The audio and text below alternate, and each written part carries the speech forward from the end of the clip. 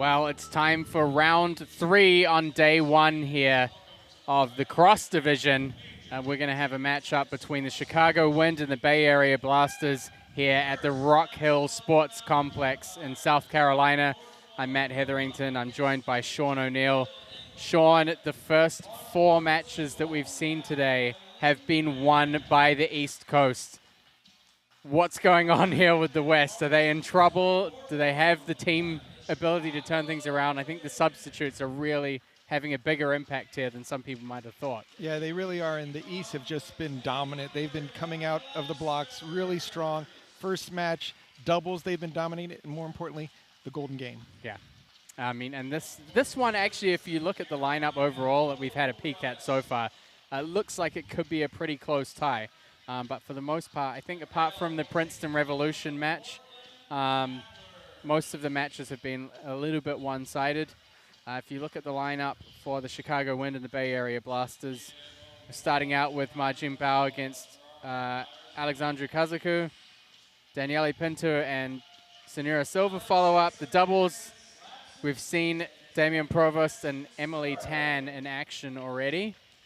As a pair, they've started to show some better results. They'll play against Ma Jinbao and Angie Tan, so there's a bit of a sibling face-off there between sisters in the doubles. Timothy Wong, 2-time US Olympian, we're seeing him playing for the Wind for the first time, so he's making his MLTT debut against Alexei Duan. And Damian Provost takes on Tao Wen-Jung in the 4th match. A little bit of a surprise to see Tao playing in the 4th singles. But I guess the Chicago Wind have kind of pushed Damian down there as well. Yeah, and I mean, we've seen Tao Wen-Jung play so many doubles matches, so going with Ma Jinbao to swap that around to possibly get some better results there. But yeah, this is going to be a very tight and interesting match. Chicago had been having difficulties, but they just got their last win. They played very solid. Well, one of the things, like when we talked about this cross division, we talked about an opportunity for the teams to get more points and improve their standing in their respective divisions. But actually, the East Coast won all the matches, and the West Coast lost them all. So in terms of actually being able to make some ground, I mean, I just talked to Nikhil Kumar about this, and I was like, well, you know, the Spinners had 3 wins in the West Division last week. I was like, this loss is, you know, it was a pretty decisive loss. And he was like, it doesn't matter because all of the other teams on the West lost as well. We're still in the lead. We're still comfortable. So, yeah, ultimately is you just want to win points. Every game counts. And obviously with the golden game being worth 6, but if you can sweep, do a 3-0 here, a 3-0 there, it's when you go into the golden game with that 5-point lead and then you win the golden game, all of a sudden you're talking about a 17 to 4 type of deal. yeah.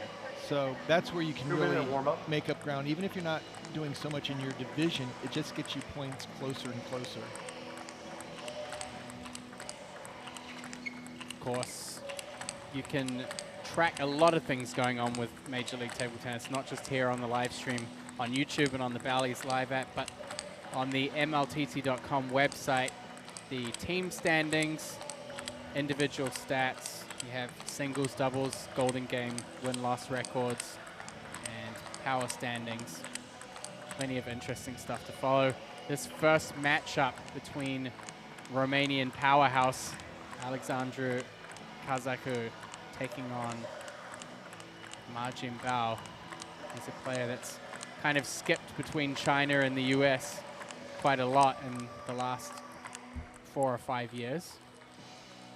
Has had some really great results. WTT contender Lanzhou in China made the quarterfinal, lost to the then world ranked 17 Felix Lebrun, 9 in the 7th, I think. Yep, you can still watch that on YouTube. So he's actually 122 world ranking currently. But you know, we saw in the last MLTT matchup that still not invincible by any means. So this is going to be an interesting startup. You have Kaku, who plays big swings, big power off both wings. And then Jung Bao, who's more controlled, quick counters, close to the table. He's able to defend usually that first attack, either with a counter attack. For Kaku, when he lays into the ball, it's not coming back. Problem is getting into position against somebody. With Ma Jianbao, his serves are so effective. He's doing reverse pendulum, and he's also almost every single time getting his forehand into play by stepping around. Great ability to go both to the forehand and backhand sides when he's attacking. These games are quick. You can jump out to a nice lead. Anything can happen. 2-1. Ma Jianbao making his debut for the Bay Area Blasters. 4-5 in singles, 12-9 in the Golden Game. He's a little slow off the mark. 1-3. Especially with his singles. This is a tough pressure position to have him coming out playing the first match.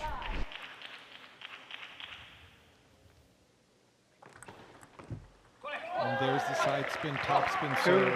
2-3.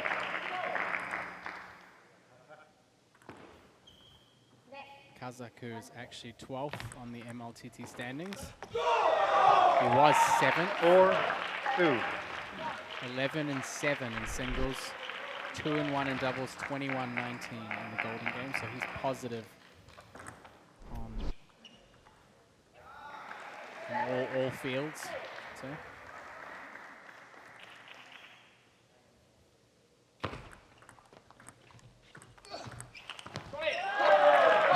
First spin is so heavy, but if Kazaku's not in position, he's going to loop it off the end of the table. There's just too much spin to bring down.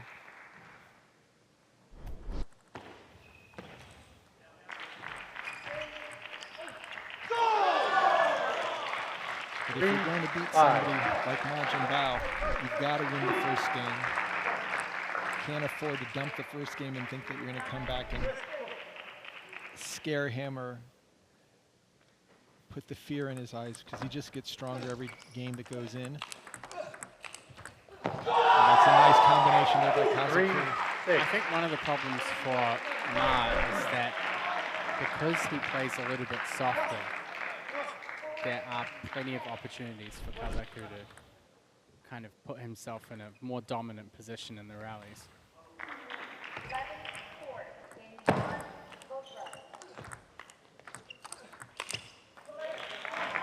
6-4.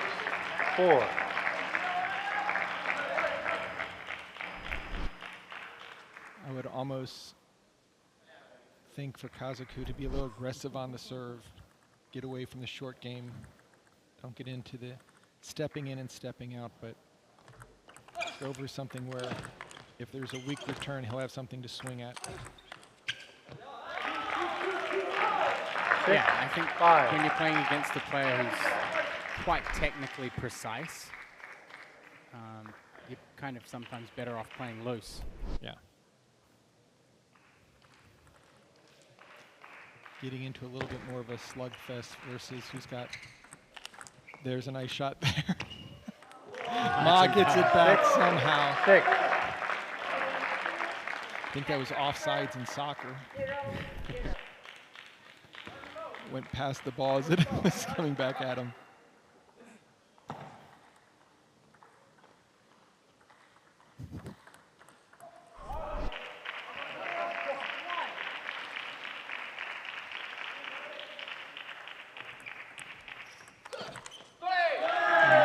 So strong. 6.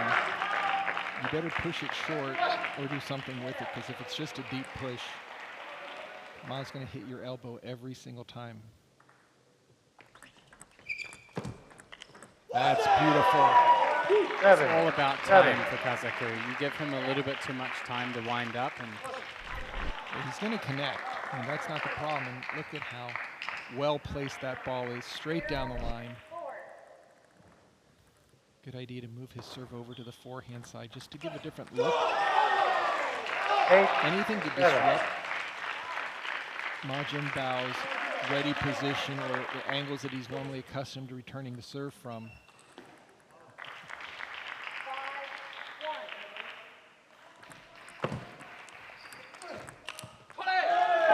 chance. Went for it. 8.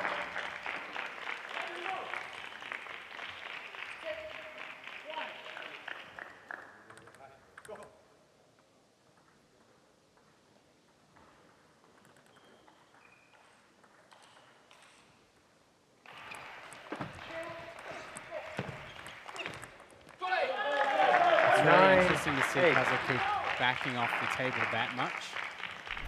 Jindao's not playing too much power against those softer or higher shots.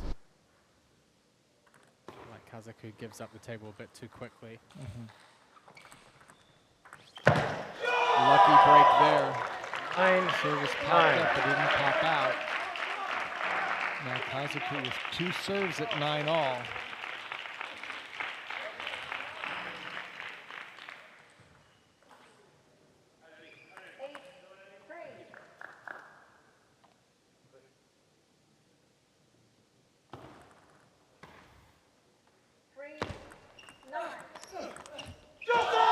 Big point. 10, Very big point 9. for Chicago, getting the entire team on their feet.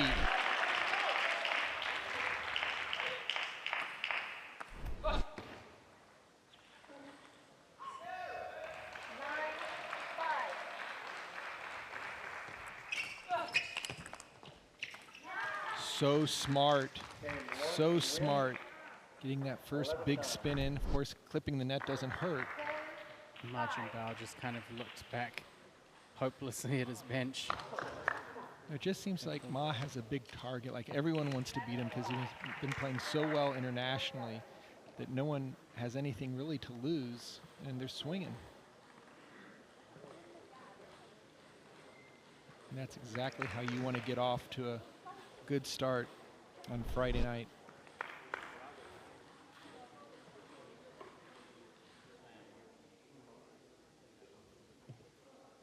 So Alexandru Kazaku just off to a great start. I mean, he's a player that really hits the ground swinging, I Yeah. would say.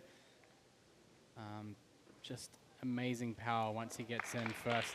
And honestly, for him, in some of these situations where Ma's attacking, he has been okay to drift back a little bit and kind of fish around and see if he can take a pot shot at the ball. Especially off the backhand side when he backs up, because it does allow him to play a ball down the line, which I don't Fine. think Ma Jinbao is expecting. So the question is, can Kazaku get a good lead in this Fine. game and guarantee?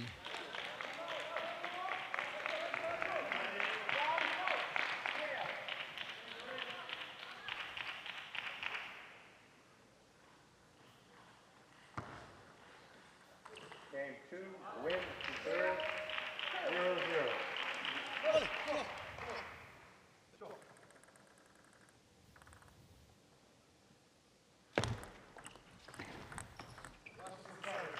Zero, 1. Jinbao needs to get a good start here in game 2.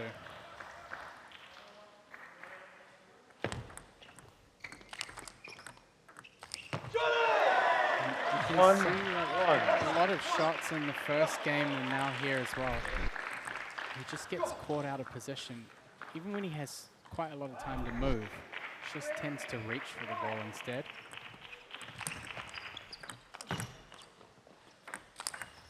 Great angle by Ma. 2-1. Just taking his time, finding the open court.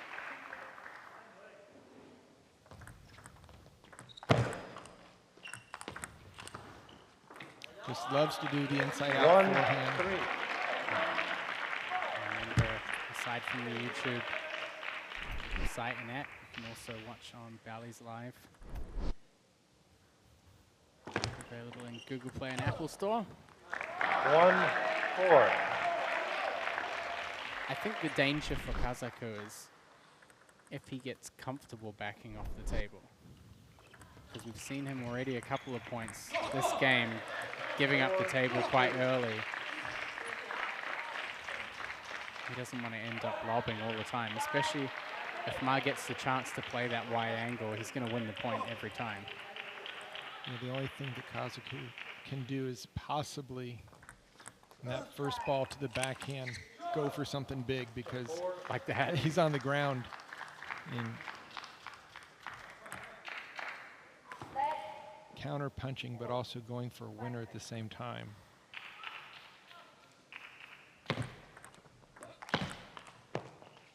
Edge, Just of course. the back edge.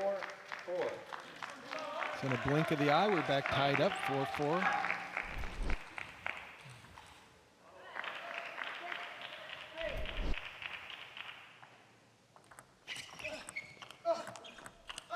That's a beautiful backhand loop down the line. 5-4. I think Ma's just really struggling with the quality of Kazaku's topspin.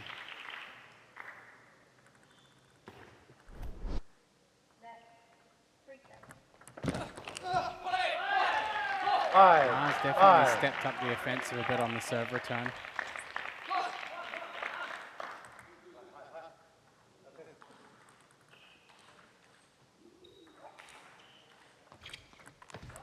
Nice flip. 5-6. I just like the confidence that Kazaku is demonstrating. He's out there to challenge and battle. He's not afraid. He's taking his big shots. Again, with a one-game lead, changes the dynamics quite a bit. That's beautiful. Great combo. 7. Majin just doesn't have the power to go toe-to-toe with Kazaku. No, it's just that the first ball has good spin, but Kazaku, by stepping back that extra 3 to 4 feet, he's got something to work with. And that backhand combination, especially out to the forehand side, Ma's just trying to keep it on the table. He's not really doing anything with it. 7-5. Oh! 5. It's really not the kind of ball you would expect a player like Majin to get fooled by. Well, he had a good kick out snake on that one. But again, the confidence, the fight, he knows if he can get this second game after winning the first,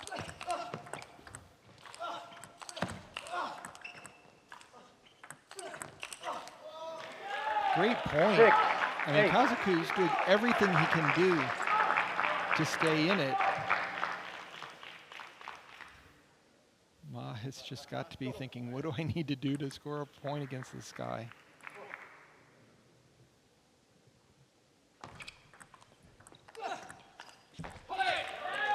Seven, 8.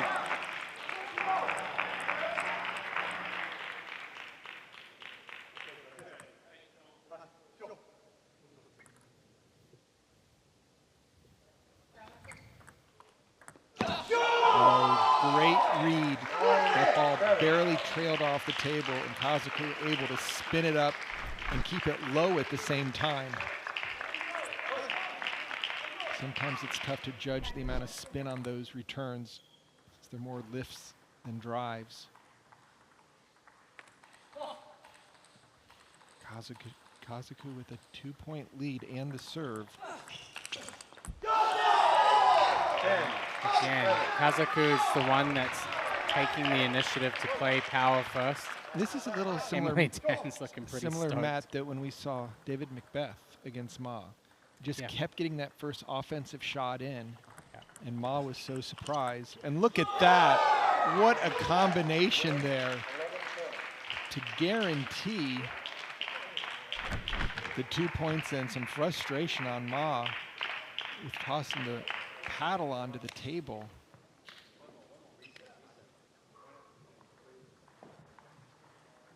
Perfect setup. See the underspin on the ball, and then Kazaku just jumping in, finding the open court. Very active Chicago wind bench today. They had a brilliant start to the weekend, sitting in 8th position. I think there has been an underdog mentality in this competition. You know, the Portland Paddlers early on, the Major Ponghead blog was, you know, saying they were going to come last. They came out strong. Last 2 weeks ago, It was the Seattle Spinners. They were like, oh, people are saying that we're going to lose. They won all 3. And right now it kind of feels like this is Chicago's moment. I mean, if it's not now, when is it going to be, right? This has to be it for them. It just seems that if you stay with it long enough, things will work towards you. And we saw it with Texas also. Yes. They were looking at the end of their rope, and they came out and won 2 really big matches. So right now, this is a little bit like Mr. Pinto against Koyo, where they thought they could lose 3-0 and then flipped it around and went 3 in the other direction. It's not an easy shot for Kaku off the table to rip the backhand from 8 feet back, but at least he's in an offensive-minded position to keep looping and not be blocking or pushing a topspin serve. Oh, what hands on that last one.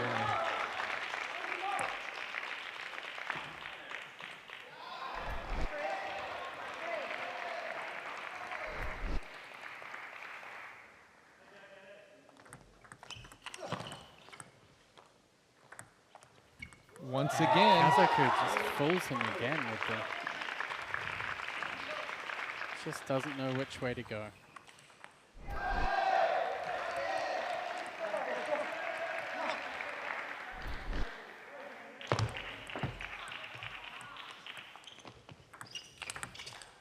This time Jim Bao back from the table. Tries to come back in. And again, Kaku watching, seeing the opponent, taking his time, almost a fake drop shot, and then just zipping it right into the body.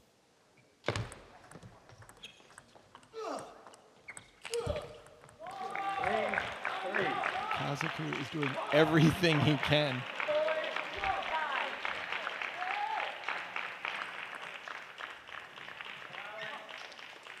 We don't really, I feel like we don't see enough of Jim Bao, like changing gears.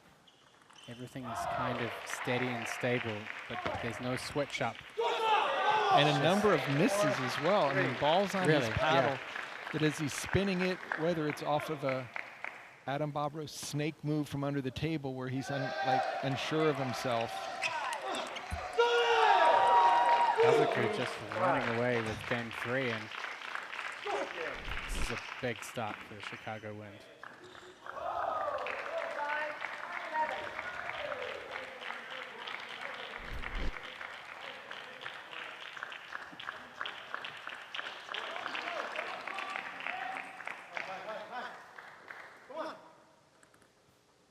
Second singles match between Pinto and Senura Silva.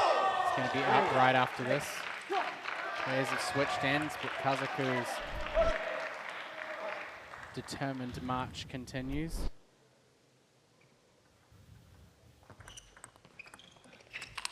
Oh, look at that bullet. Kaku just stepping around the ball, just delivering a bomb. Nice drop shot.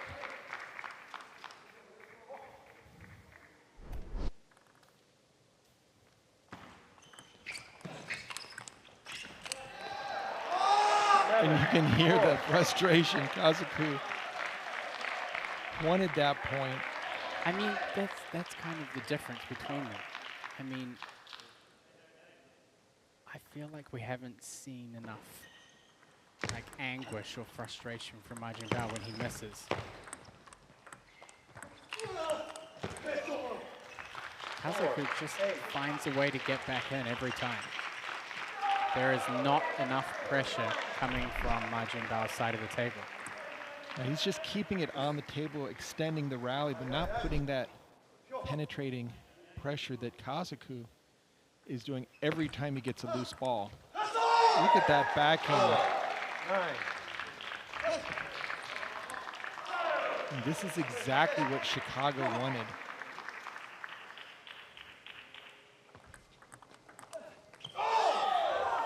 And Kaku, a number of game points here to potentially start off the Chicago Wind 3-0 in this match.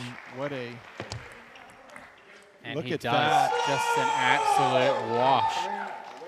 Very similar to the last match we had here between Gorak and Nikhil in the opener. Kazaku wins 3-0. Wow, what an upset.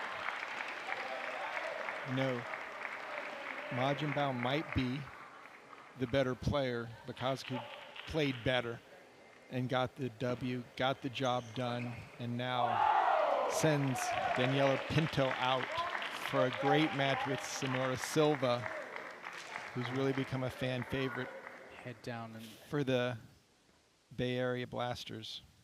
have a little chat with Alex Kazaku first. Alex, what a brilliant match, and to come out in the first match and to win so convincingly. How did you feel about the style matchup? I mean, Majin Bao was a little bit soft, and you got in there and just, you really ran the field. Yes, normally I was thinking to receive good, because if I receive half long or long, he has first attack, and then it was very difficult for me. He put me in defense, and I tried to play short. Also in my service to get the first attack, and after first set I won, I start to feel also a little better in my game, and I think he started to feel the pressure. It also seemed, sure he did. it seemed like when you were a little bit out of position, your ability to bring the ball up really confused him, almost froze him, like he didn't have an answer. The snakes. Yeah, the snakes, I mean, they worked. They were slithering, and I mean, it was just amazing. But wow, Yeah. what a performance. I mean, you're bringing it from the offensive side with your power, but also from the defensive front, from beneath the table. Yeah, it was a good match. I felt good, and I'm happy to get 3 points for the team. Very important points. And you guys had a really great start this morning in your first match. Does this kind of feel like the road to redemption for the Chicago Wind has begun this weekend? It's a long way until there, but we take it match by match. Well, you certainly put on a great display and a good start for your team. Congratulations, Thank Alex. you very much. What an amazing display. I think that style matchup just played into Kazaku's hands perfectly. And this style matchup is certainly going to be a very interesting one. Daniele Pinto, left-hander from Italy. He plays a lot of long, fast serves and a lot of forehand coverage. Playing off against Sri Lanka's Senura Silva, student at Texas Wesleyan.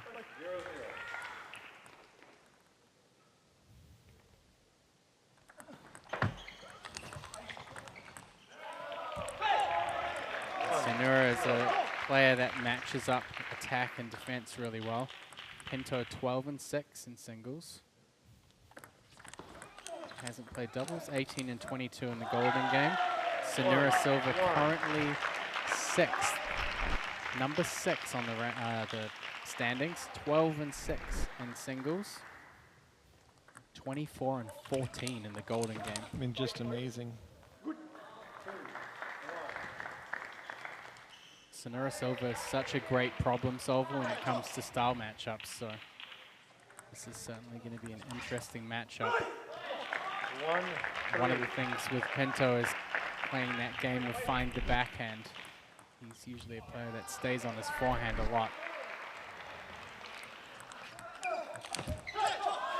And when Silva played for the Princeton Revolution in the first match, he did not play Pinto, nor in the Combine. So this is the first matchup of these two players, and they both play so well back off the table in the counter-attacking, counter-looping rallies. Pinto he's going to rely on his forehand a lot more, where Silva's got a little bit more of a two-winged attack game. And that's a great combination there by Silva. I mean, Silva's going to make Pinto work for Every point. Yeah, there's not going to be a free point.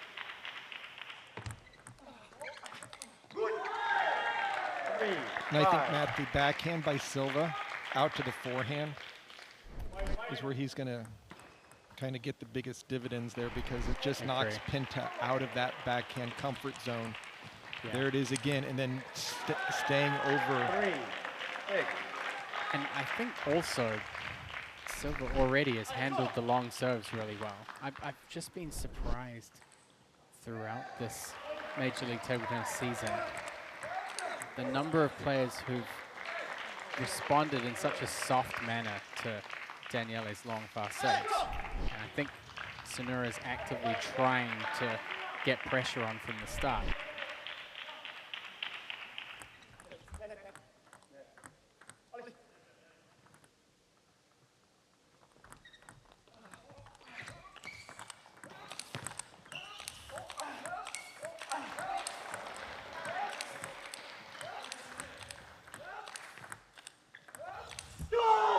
Silva just holding his ground. So smart, using his backhand to move the ball around, forcing Pinto to play all forehands all over the table. So difficult to keep up that pressure when you're only using one side of your racket. Silva very comfortable playing that first ball out to the forehand side.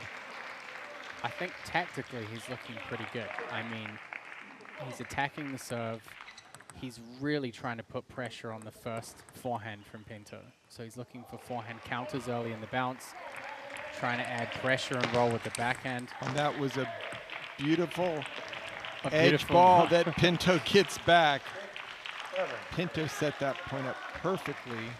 Somehow Silva had the upper hand with the back edge. So Pinto closes to within 1, 6, 7.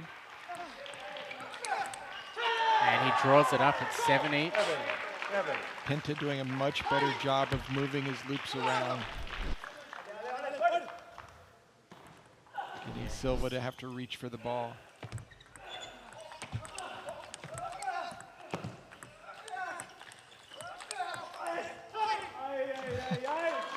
Silva again backed off the table. Not a place, neither of these players want to be too far back.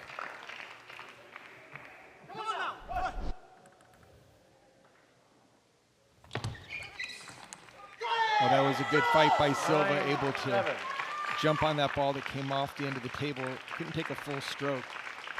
At least got the offense going.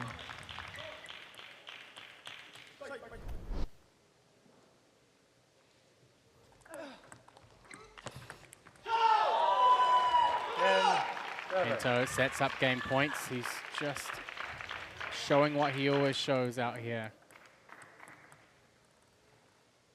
Forehand aggression. Gets it done, 11-7. The first game, Daniele Pinto taking the Chicago wind even further ahead at the start of this match.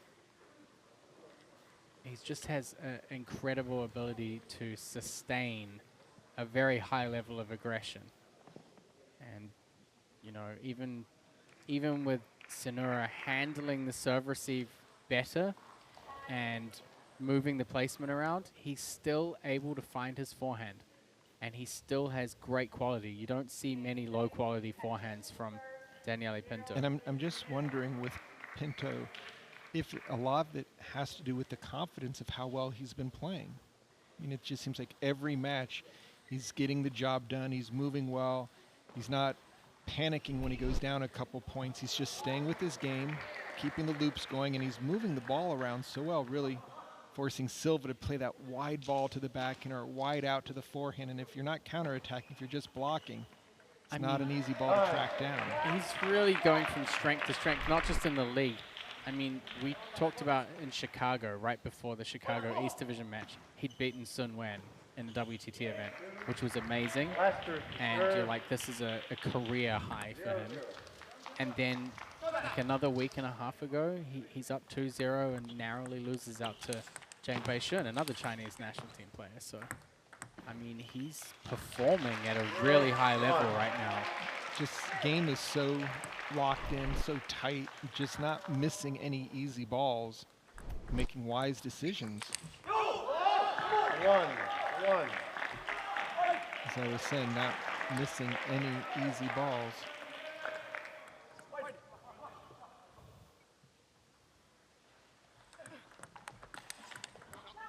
Wow. Senura gets it out wide to the forehand. That's the key against the left-handed player. Get it out wide to the forehand.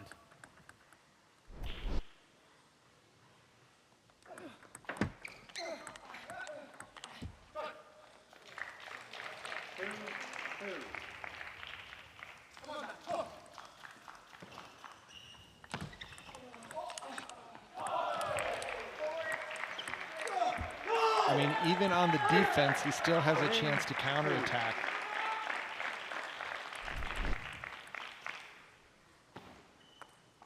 So just a little bit far away from that contact. Look at that hooking return. Pinto is just playing great from the backcourt. That's Coach Eric Owens alongside two-time U.S. Olympian Timothy Wong. And many-time U.S. singles champion, I want to say. Three. 3-4.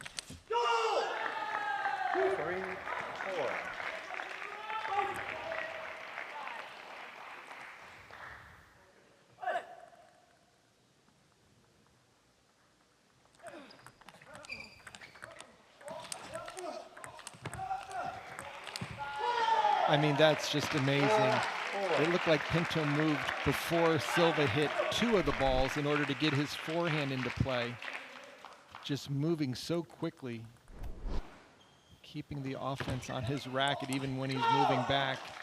And Silva making a few more kind of uncharacteristic errors. He's usually a really consistent player. That's going to be a timeout now from the Bay Area Blasters. Silva just needs to clear his mind. He's just looked like he's in a fog out there wondering what does he have to do against this guy who just keeps the pressure on. Every forehand loop is followed by another rundown, whether it's a forehand on the backhand side or a wide forehand.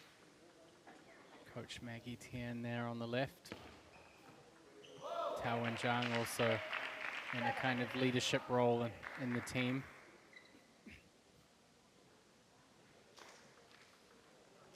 Silva definitely has the skill set to be in a better position than he's currently in. Right, In this tactically, match. it doesn't seem like he's doing anything that Pinto can't handle. Right. Where at the very beginning of the match, it looked like he had that option with the strong play out to the wide forehand. Yeah, and I think, the serve receive out to the forehand and then getting the ball back across to the backhand court. These are very textbook strategies that have worked when he's used them, but 5-5. right now he's just been struggling a little bit. Would certainly help him a lot if he could take the second game.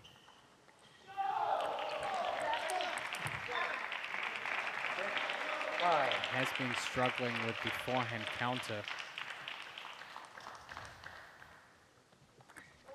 Oh, nice deep serve. 5-7. Noticed that Silva was beginning to drift over to the forehand side to possibly use a backhand, and then just took it down the line.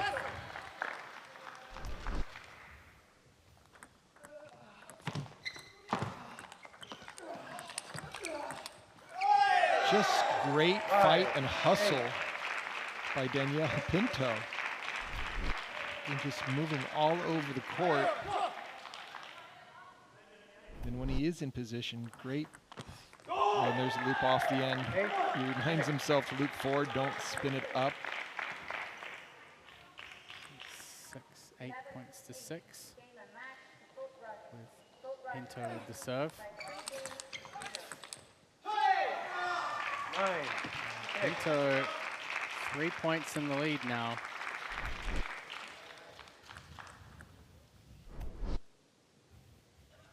I don't think we've had any team match where 7. 2 sweeps occurred back-to-back for one team. But Pinto is putting himself in a very attractive position to get that done.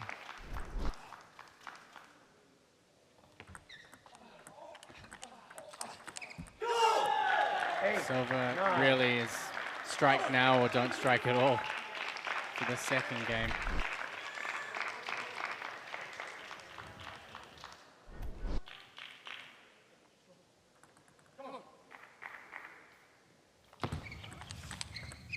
Wow.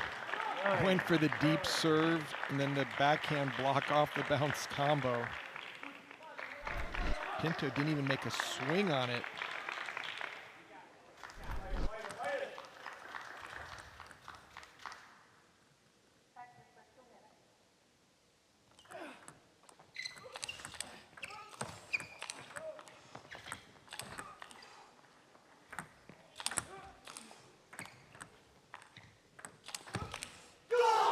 what a point. 9-10. Pinto should have gotten frequent flyer miles on that last one. He was covering the entire court, only again with his forehand running early. Silva. It was a little bit risky of him to try and control with the backhand against that topspin lob, but he controlled it so well. And Silva Dodges a bullet. What a play. I mean, both these players have stepped it up a notch with 3 to 4 great attacks. all starts with the serve return for Silva and what he does with the next ball. Both of them have an exceptional ability to move around the court. They both have amazing footwork. Silva he just wasn't connecting with the forehand counters, and I guess during most of the second game, even though he pulled through at the end, he tended to be playing quite reactively. So Pinto was making all of the moves. Silva was just trying to do his best to get, to stay in the point. That's a big deal for him, clutching up the second game. The backhand played in for him. I mean, using his backhand to control the placement. When you play against a player who's playing full table forehand, control and placement are your biggest friends. Game 3. You can stay up at the table, stay in control. I mean, we saw what happened when Jeremy Hazen played against Daniele Pinto. He had him running around the court like crazy, and Pinto was exhausted at the end of the match. I mean, he still won, but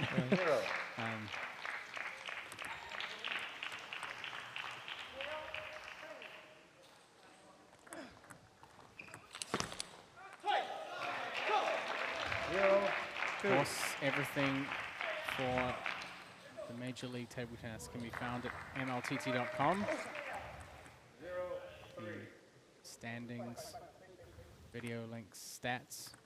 Most importantly, just sign up for the email reminders for tickets and any deals. 3-1. And there are awards in the Fantasizer. Not for us. No, But but bragging not that we're rights winning anyway. to just let Evan know that he's playing amongst the pros. I didn't see how his start was for this weekend. He's got one of the players coming up in the third singles match. Pinto, 5-1 in the lead. He has a message to send.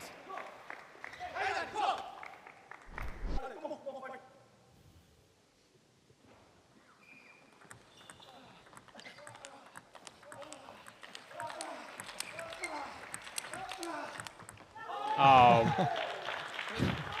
That point was played to perfection by Senura Silva. Yeah, it's like two hands are better than one. Eventually, the forehand can only cover so much.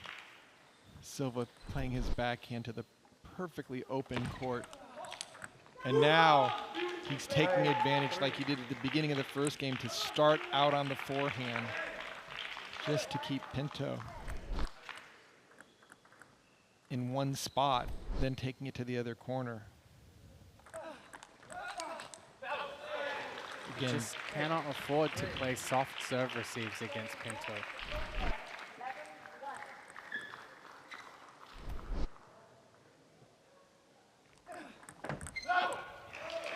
He takes two from his serve. just playing really tight and effective. Every ball well placed, every opening loop away from a counterattack.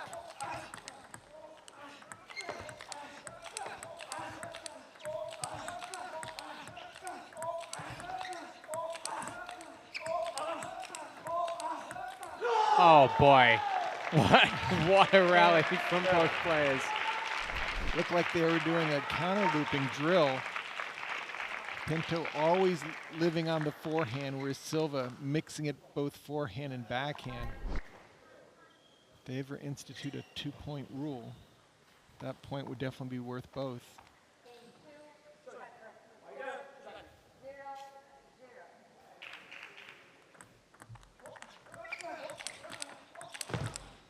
This time Senura staying up at the table, taking the ball earlier. Forcing his forehand. It's all about pressure. Just got to maintain that pressure. If he finds Daniele Pinto's backhand, he has to just push more pressure into it. Oh, and the quick off the bounce backhand by Pinto.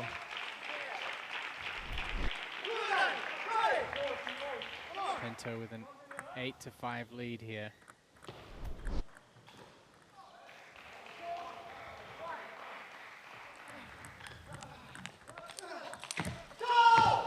And Silva just has had issues with that forehand counter. Trying to take it early in the bounce. Just hasn't been able to lock it down. Again, so easy for Pinto to make that first loop on the table, but to move it around so that Silva really doesn't have a good counterattack. Match point.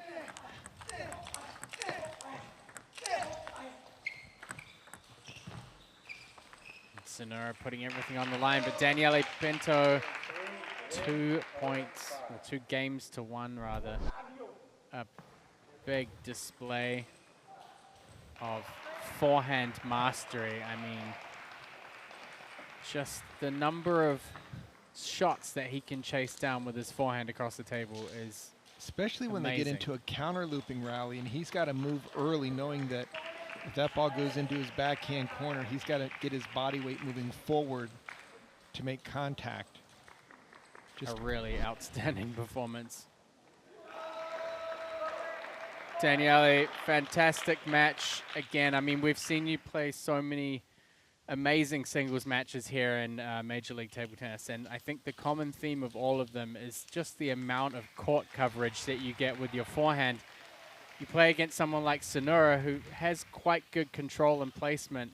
What are some of the big factors for you to kind of get on your forehand and stay there for a point?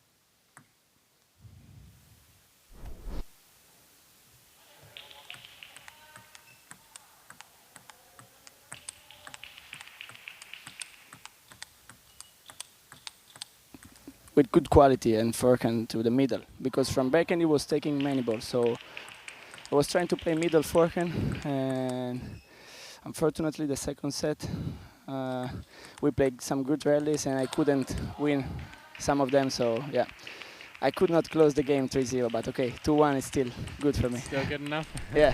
You have to be extremely happy with how Chicago is doing today, right now with a 5-1 lead. What are your thoughts going into the Golden game? What are you going to really force for your game? What I was trying to do in the last weeks was to focus on Golden game, because in Chicago we didn't play well. So I tried to practice the Golden game with my teammates in Italy to be ready to feel this kind of pressure. So I felt better this morning and hope to feel better in the afternoon. I mean, after these matches. So, yeah. Wow, congratulations, Danielle. It looks like the doubles are starting now, so we'll get down to that and we'll see you in the Golden game. Okay, thank you so much. So a bit of a sibling showdown here in the doubles. Emily Tan out there for the Chicago Wind. Angie Tan for the Bay Area Blasters, paired with Damien Provost and Marjin Bao.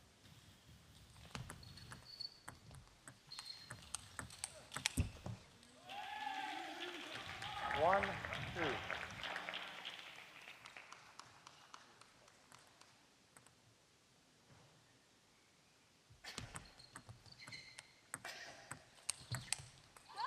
Marjin Bao drifting pretty far back from the table there. Yeah, the Blasters need to stay up to the table if they're going to put any pressure. Especially on with the Damien, wing. he's always going to play wide angles. Right. The further back you go, the more it's going to hurt. And I think it's pretty pumped up for this one. and Emily knows, obviously, what Angie wants to do. She's going to stay away from her backhand. If she's going to open up, it's going to be from the middle or her forehand side.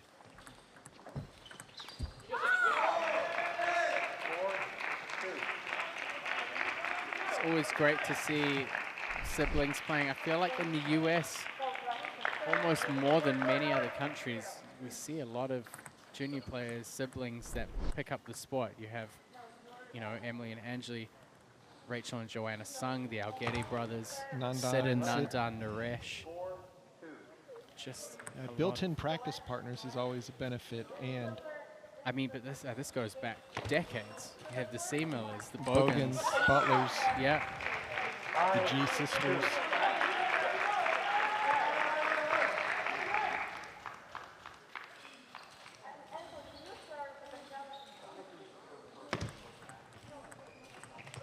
Ouch. That is the third time. We just had this discussion before in the last round because Emily was hit in the head then. This is the third time that Emily's been hit in the head or face in Major League Table Tennis, twice today.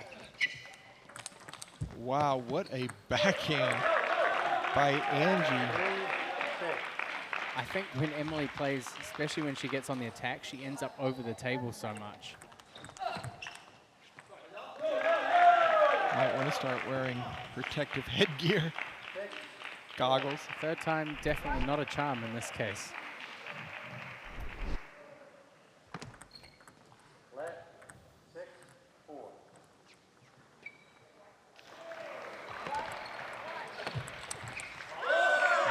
And Emily Tan just decimates that ball.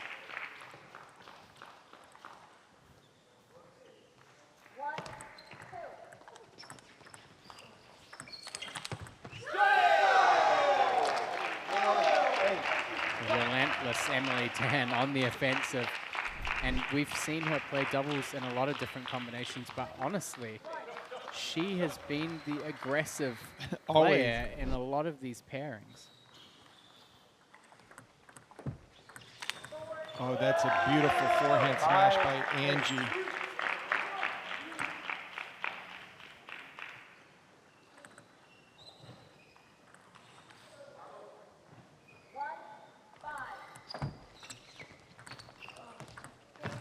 Great play by Damian Provost. Just a quality spin, again, nice and low. Ma Jianbao definitely floating back. A lot of his attacks have been from the backcourt versus over the table, or a little frustration there. 10-5. 10-5 for the Chicago Wind. I mean, they're on a roll right now.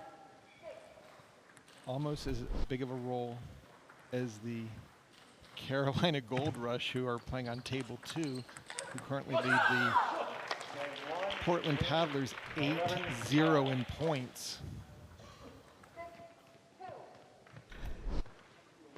Very high probability they'll go up 9-0 as they're in the mixed doubles phase, just like we are here on table 1.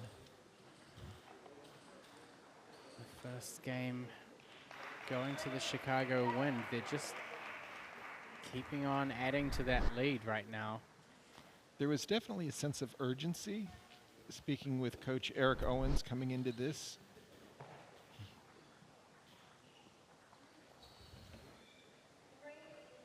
here's another replay of, oh, that was actually quite close to her eye. yeah, could actually eyebrow. She hit some, I mean, she's just so assertive.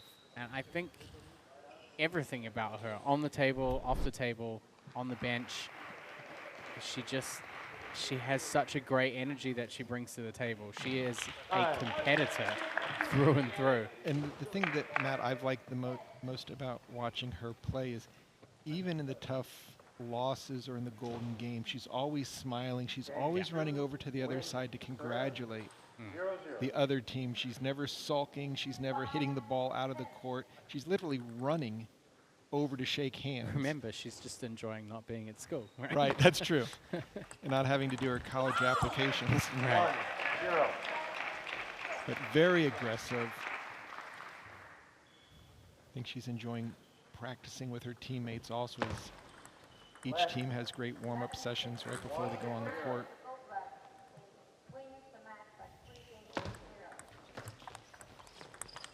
Oh, that's a beautiful backhand. That was set up by Emily's backhand over the table. Just really seems that there's not enough bite from Bay Area Blasters right now. They had a really tough start in this competition. They did pretty well on home ground 2 weeks ago. Again, Emily just throwing herself into that ball with a great forehand loop. And I really like this combination with Emily and Damian Provost. Yeah, me too. He's doing a lot more of the placement winners and letting her open up the point and giving her the green light if she does have an opportunity to finish the point, which is that's her game. She's not going to push and block anyone to death. She's going to take big shots, but look at there, 1-2 combo. Emily makes a strong shot. Damian Provost just finds that open court, threads the needle. Yeah, they have very complementary playing styles. I think they work together so well. A righty-lefty, and also Damian is changing the spin a lot, which is going to give her a couple more chances, especially when Damian plays to the female opponent.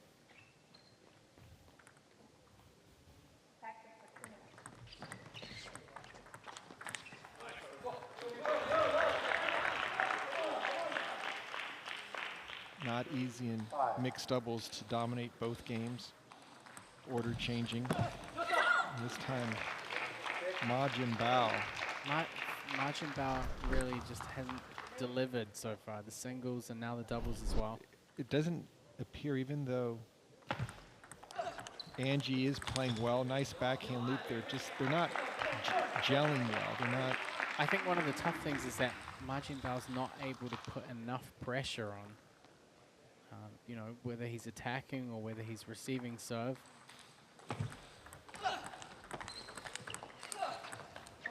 Much better on that time. Yeah. And I think it also translates a little bit into the golden game where he's not really sure of what he should be doing, whether he should be going all out, doing a Mr. Pinto where every ball's a fight to get the forehand in.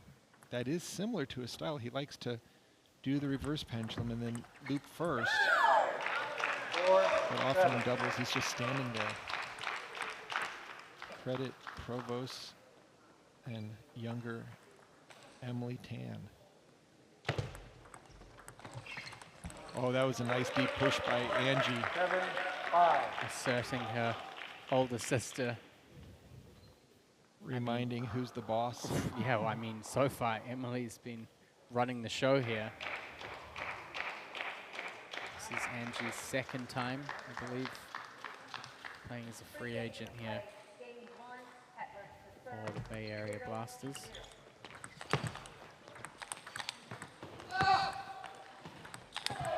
Wow. Angie gets it finished. 7-6. Of course, we should probably mention the fact that there are probably people wondering where Lily Jung and Amy Wong are.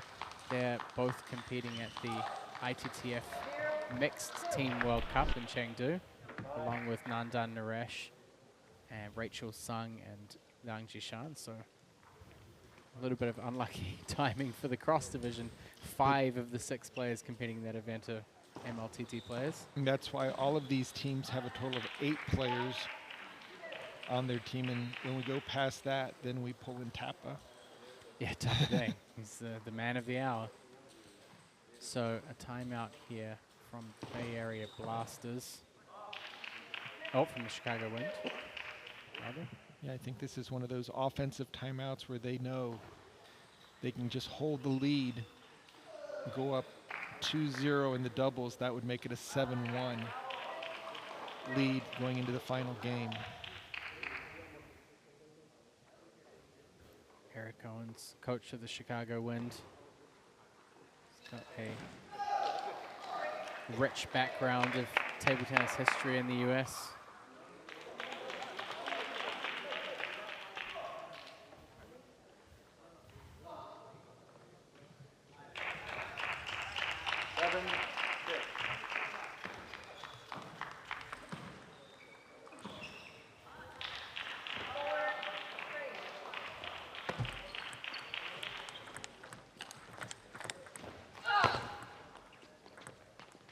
That is so nasty. What Damian Provost is able to hook onto the table after a heavy, heavy topspin. Just carried all of Majin Bao's spin back, and of course picked up that netball as well. Again, Some more pressure from her. Angie having no difficulty delivering a backhand after a number of strong attacks. Again, just throwing a little bit of slime over there with that forehand side spin chop by Damian Provost. 9-7.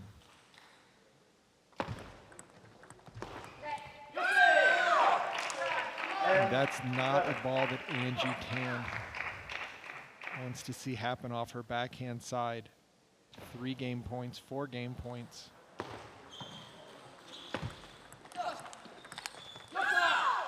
So they will take the first 2 games now. Emily Tan and Damian Provost. I mean, they are just really developing well as a pair. I know in Chicago we saw Emily also play with Alex Kazaku as well, but I feel like this combination works really well for them. It's such a good style matchup. Provost plays great angles, stays in control. He's very calm and collected, kind of strategic.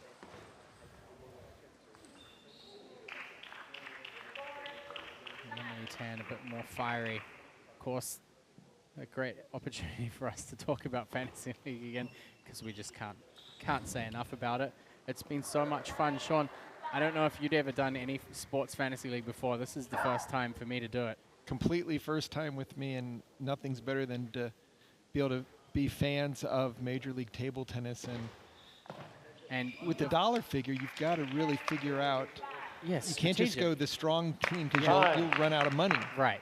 So Fantasizer.com, it's week by week as well as the season standing. So if you haven't joined it yet, join in for the next round in January. Each week you can win.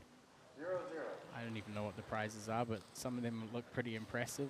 I think there was a $250 Amazon voucher last time for the top spot. So yeah, there are some great prizes, but it's fun. It's something different. It's definitely the first table tennis fantasy league, and I've loved every second of it. And again, the most important is that we get to trash talk Evan. I don't know if I'm going to be trash talking that much, because things are not looking great for me so far this week. Look at that backhand by Emily Tan. She's just staying right up at the table. I mean, I've said this before. Her post-match interview where she said, you know, all the guys that she's playing doubles with keep saying, don't worry, don't feel the pressure, like we've got your back. And she just said to them, I don't need you to have my back. I have this handled. It's the perfect mantra for her, because she's handling it herself. And look at that. Again, it's just a 1-2 combo platter. And Damian Provost moving the ball around perfectly, and then letting Emily crush the competition. Again, in the driver's seat, Damian doing a nice job of using his backhand to return the serve.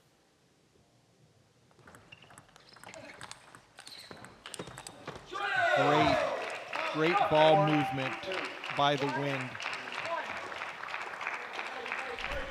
Everybody out there right now who in their fantasy league picked Enzo as their top pick and then had to pick up balance, and they took players like Emily Tan, should be rejoicing right now, because both of them are delivering. Enzo's middle name is Sweep, as he's just doing such a nice job in the doubles.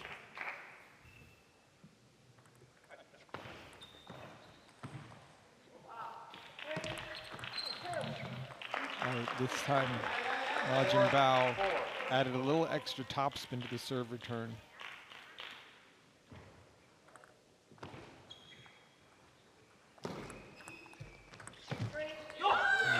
Tan just a little bit of uncertainty about their shot selection there.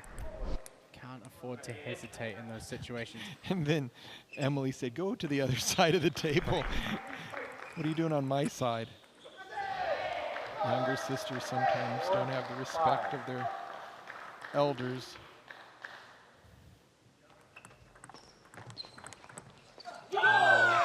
That's just really well played by the Wind. Nice deep push, almost like they're playing singles over there, and then right off the bounce to the open court. And you could see Provost was ready if that ball came back. Damien knows he needs to be a little bit closer on that ball. And Emily takes it off the bounce. You don't want to give the opponent too much time to get back into position. And that was a great backhand loop by Emily. Rajin Bao did everything he could to re-loop it. Just too much spin on the ball, and it just died as it went over the net.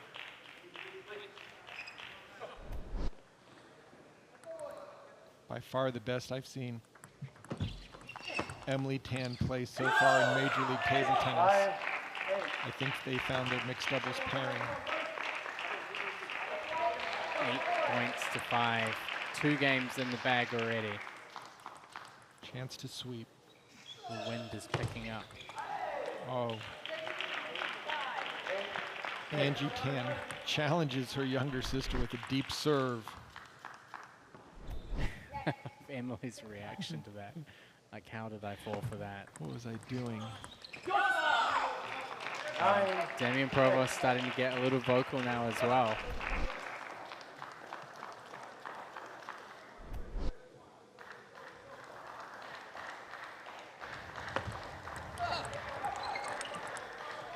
I mean, Emily's just, she's the captain of the ship right now.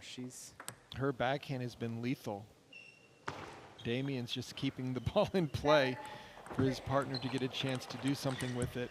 And straight down the line, 3-0. Damien's thrilled with that. I'm sure very proud of his partner, Emily Tan.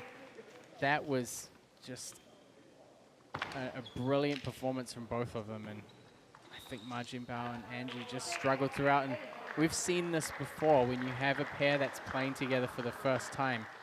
We saw it also with Oreo Monzo playing with Tao and Jung, I think, last round on the West Division. Great players, but they hadn't played together before. So, Emily, that was a really outstanding match, and I've said this to you before in the post-match interview, but it's been really fun for us to kind of watch your progression, and you get better and better throughout these matches. But honestly, in that one, you were kind of in the driver's seat. How motivated are you when your sister's on the other end of the table to kind of make sure you pull out the win? Really motivated because last time I lost her in singles, and then she's been saying that like since nationals, so that's been like 4 or 5 months. I'm like, no, I need a redemption. So you've just been biding your time until now. Yeah, I'm like, nah, it's a 50-50. It's not you with a higher probability in winning. She's always like, oh, she's better because she beat me last time. I'm like, So going back to the doubles match, how well does it feel playing with Damien? It just seems like your styles work so well together where you're actually doing more attacking and he's doing the placing of the ball.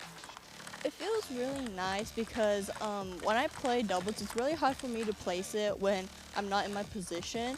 Instead, it's easier for me to attack because I'm more of an attacker than like a blocker or like a placementer. Usually I win from my underspin loop or from like rallying, but of course in doubles, rally is 2 people rallying, so it's really hard for me to like win by rallying. So I'm more confident in my first underspin loop, and that rather than placing other people, like giving them the backhand or forehand, I'm like, oh, I can't do that. I can only make sure it goes on the table. And Emily, one of the things, how is it that you're getting hit in the head so much? It's happened twice already today and once before. Are people just out to get you? What's going on? The first one was hit by my own teammate. I remember. The second one's hit by an opponent. They're body attacking me. They can't win, they body attack me. Well, you get a chance to get them back, Emily, in the golden game. Congratulations, a great result for you. Thank you. Just a great performance by the Wind. Now we have 3-time U.S. singles, men's singles champion and two-time Olympian Timothy Wong in his major league table tennis debut.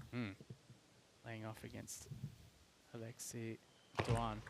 1-0. I know Tim has really been waiting for this opportunity to get out here and prove himself. He played in the Chicago Edge Ball tournament, played in the team competition last week. So he's been getting some match reps in. Has a lot of experience, 2012 and 2016 US Olympian.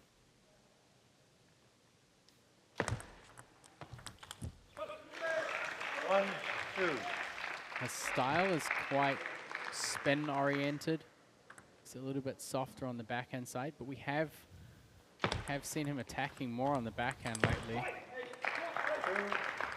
He's definitely got something to prove out there. I mean, I'm sure he'll want to leave an impression that helps Eric Owens pick him in the lineup more often. Exactly.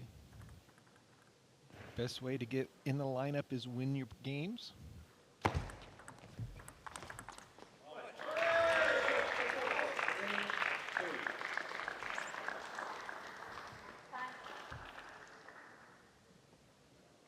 Tim now works full-time for Deloitte, but still coaches on the side.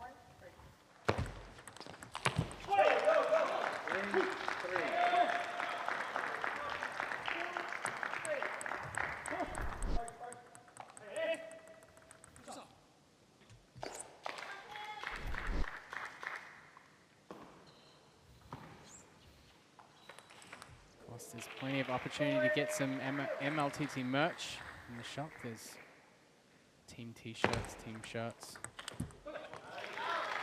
I always love seeing people in the audience wearing the team t-shirts. I think they should give the announcers a couple different ones. I'd love to wear the Paddlers or maybe the Wind.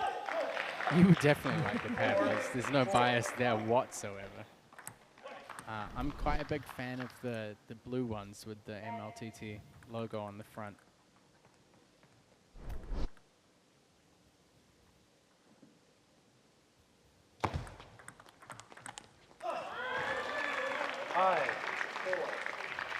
Pretty closely contested match so far in game one. Right now, the Chicago Wind lead 8 points to 1. You think that's a This is dangerous. Well, yeah. blowout?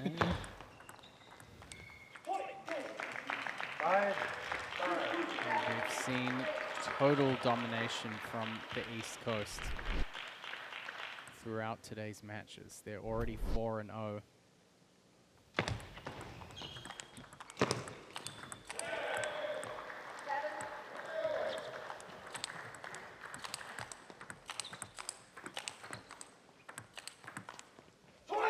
Great point by both players. Alexei a little more power on the forehand, but Timothy Wong getting his forehand into play.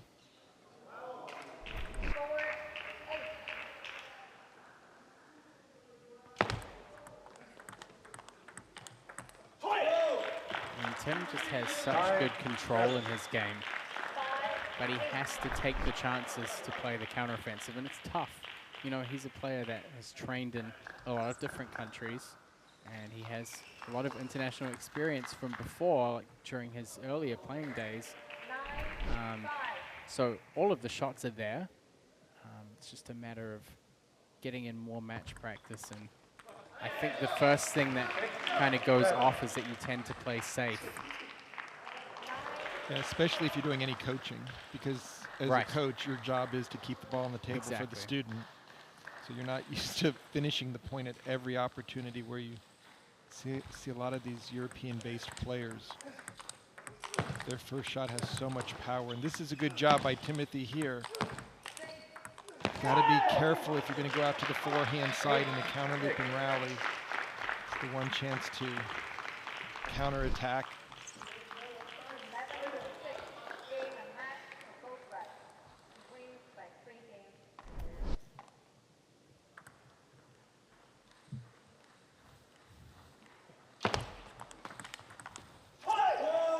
course, we are running 2 tables of matches here at the Cross Division.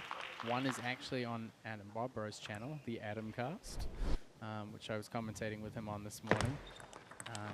They're over on table 2, which is currently 12-0 This is in games to Carolina Gold Rush. So the East Coast just bought their best here. And Alexis Duan takes game 1, 11 points to 6.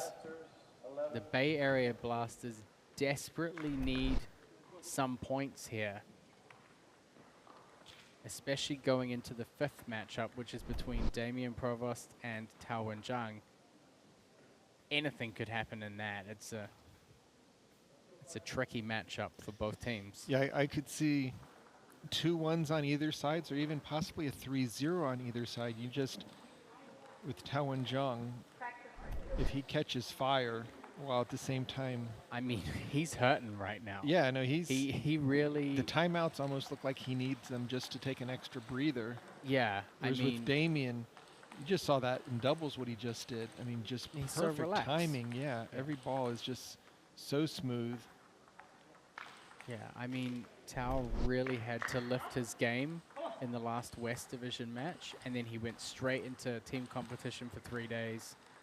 He has put his body through a lot. At the older age, that's not easy. You got a shorter haircut right after California. I know all about shorter haircuts. Well, as we said, the 4th singles that comes up after this is between Damian Provost and Tao Wen-Zhang. It's going to be a great match. Right now, pressure's on both of these sides. I mean, pressure's on Timothy Wong in his debut, but it's on Alexis Duan to get some points on the board for the Bay Area Blasters.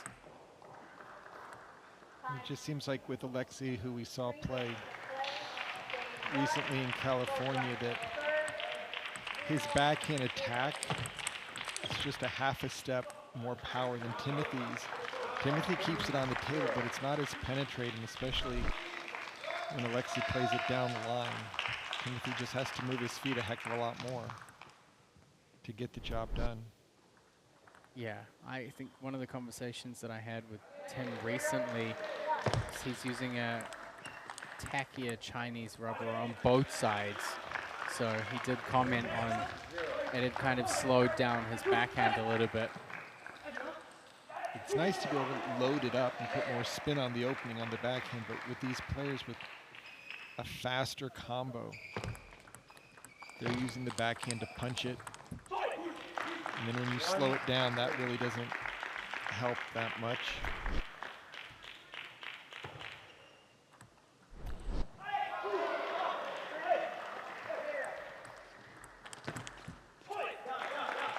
And Alex is just out there playing pretty stable.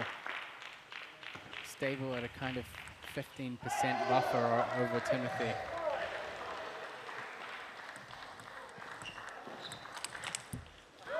Nice combination there by Timothy, mixing it up on the serve return.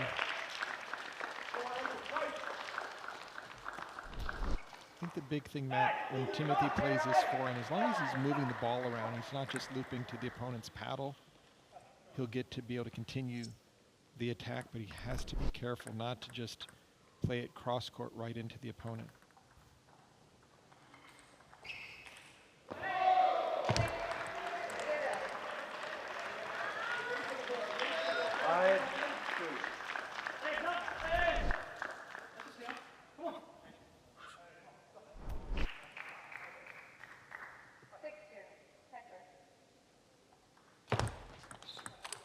Beautiful step around by Timothy Wong. There's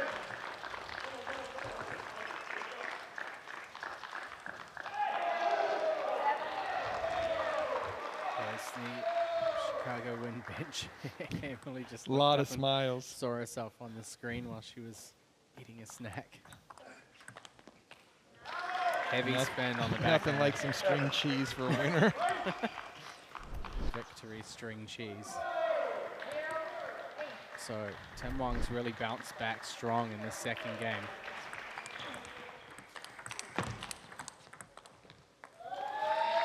Better go bit more pressure.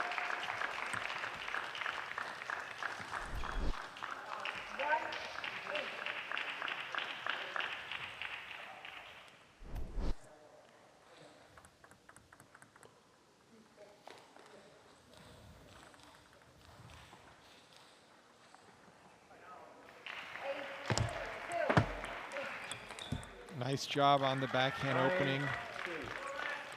As long as Timothy can either keep it low or deep, Lexi Duan isn't going to do too much with it other than just try to return it with a little bit of pace.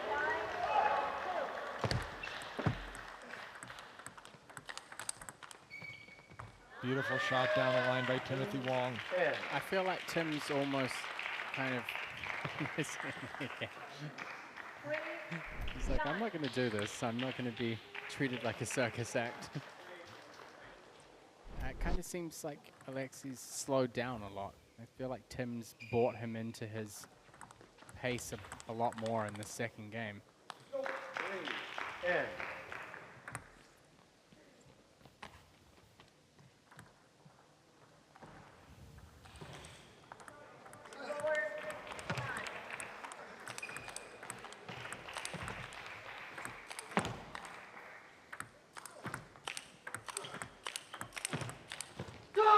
What a point. Tim Wong gets it done.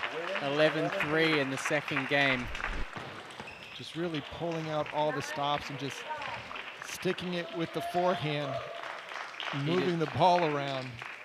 And he did such a good job dealing with those counter attacks. That backhand loop from Duan.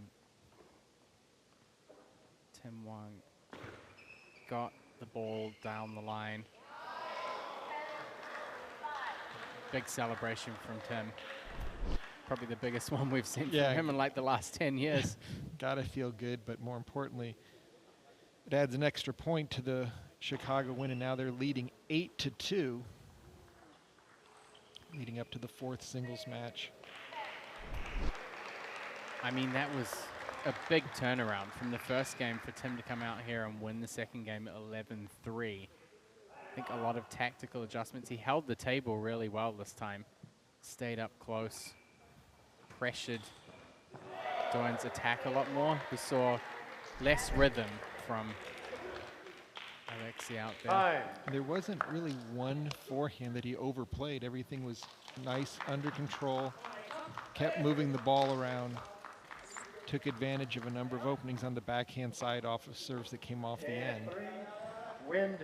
Portland finally gets their first point on the table with Ji-Wei Shaw playing against Romain Lorenz. So now it's 12-1.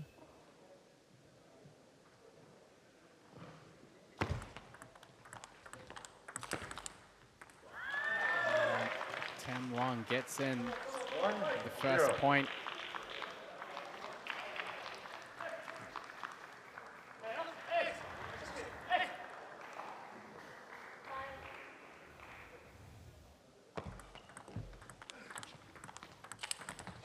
It's tricky.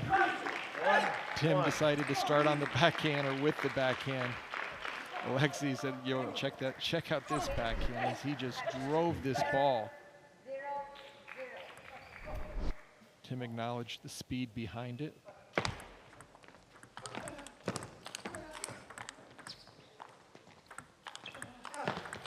This time Tim backed off the table. Got some extra spin on his backhand. Maybe that backhand rubber choice is actually paying off better than he thought. Slowed it down and gave him something to put on the ball.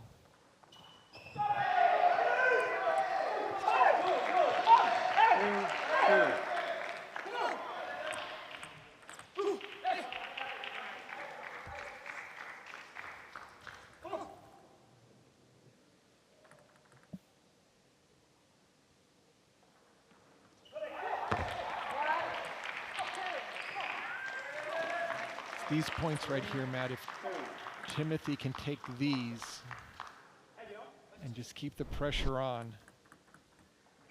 It's never easy when you're trailing in a team match, especially down 9-2.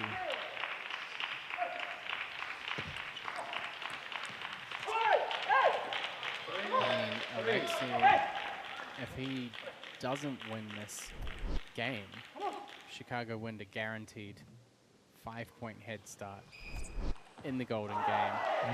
And then they have Tao and Jung following up behind. But if Damien Provost wins one game, then Bay Area are down and out for the win. 3-4.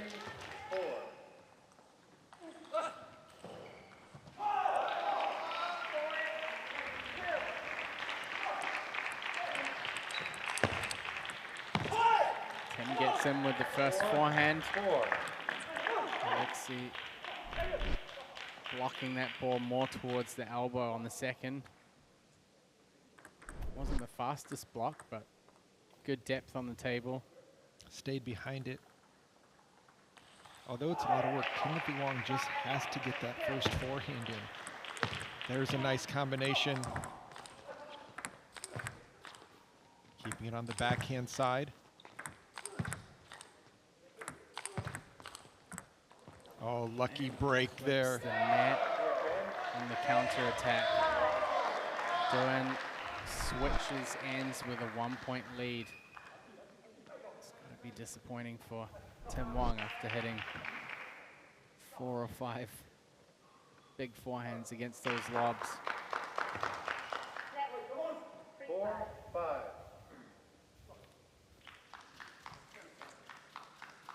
Big point on Tim's serve. Wants to even it up. He does not want to go down 6-4 with Alexi serving.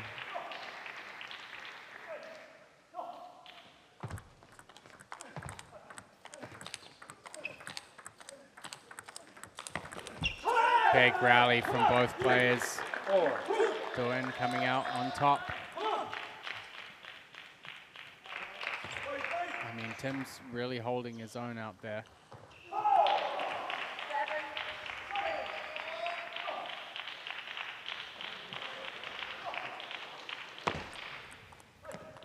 Oh, beautiful. Backhand flip there, little banana action. Put a lot of side spin on the ball. Changed the trajectory.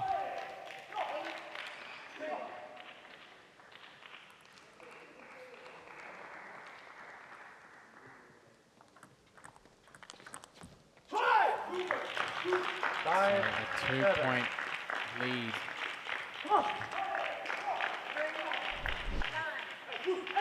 Alexi Danan, the Frenchman, representing the Bay Area Blasters. Timothy Wong has so much to prove here in this match. First match here for the Chicago Wind on his debut.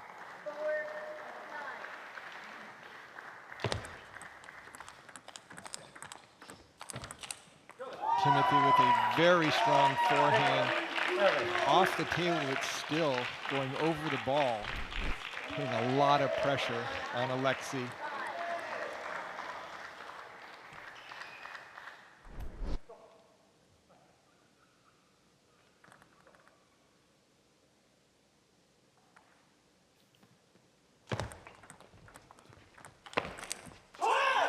And Tim goes for that counter drive with the forehand.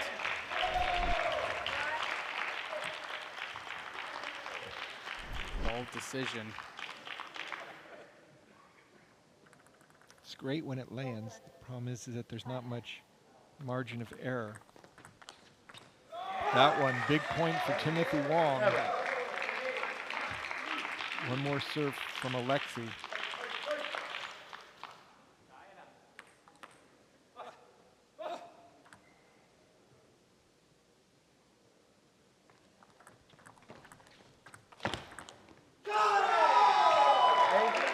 Tim Wong levels it at 8 points each.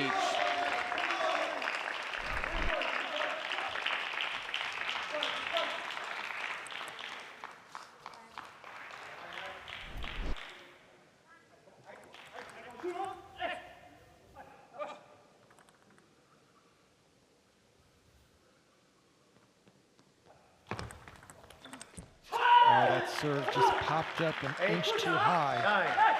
Alexi Wong just jumped on top of it. Made Timothy Wong pay for that.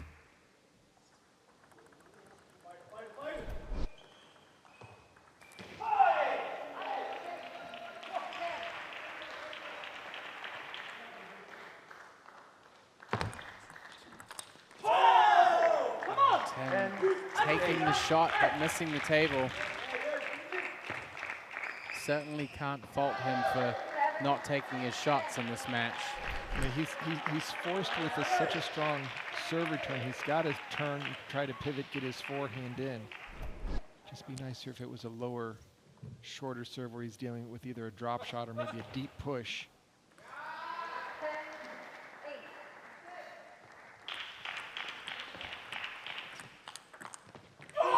And Timothy Wong puts the ball off the side. Alexei Doan with the Bay Area Blasters gets 2 points out of their 3 total points.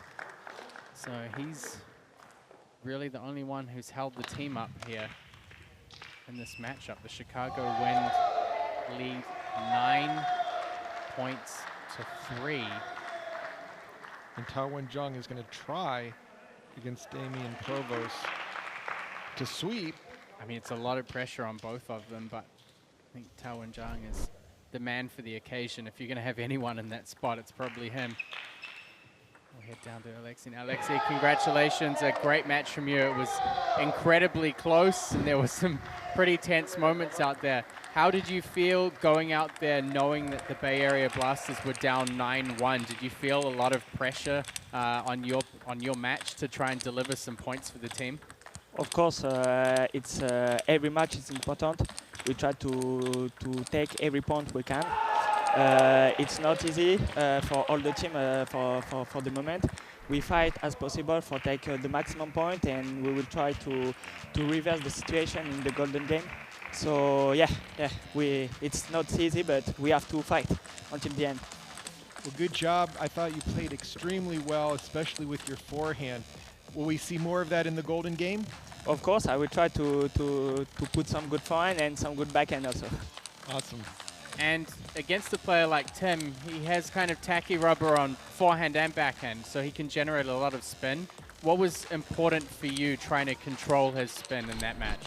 It actually, Tim is a very well player in block and first spin, as you said. So the most important thing was to begin before him, so he can't use his quality of spin. And then after it was a fight in the game, because he's very good in the game to control, so it was not that easy. Well, a great performance from you. Congratulations on taking that result, and we'll see you in the golden game very shortly. Thank you, thank you. Great result there for the Bay Area Blasters. Alexei Doan clawing back 2 very, very needed points and really keeping the team alive, potentially with a chance at least to get into the golden game with the ability to turn things around here. Right now we have the big hitter Taowen Jung puts the blaster in Bay Area Blasters.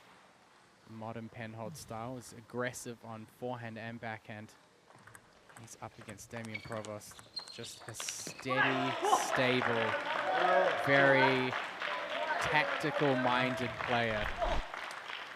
And if anything can kind of blast through Damian Provost, it's definitely Taowen Jung. Right, I mean, if the Bay Area Blasters ever knew that they would be in this position going into the 5th match, this is their guy to keep them alive. Really, it's Tao's ability to at least spin the first ball to a location that Damian can't redirect. So he's just putting his paddle on it a little bit in that last point. But when he gets there, anything weaker off the end of the table to turn on it and go for the winner.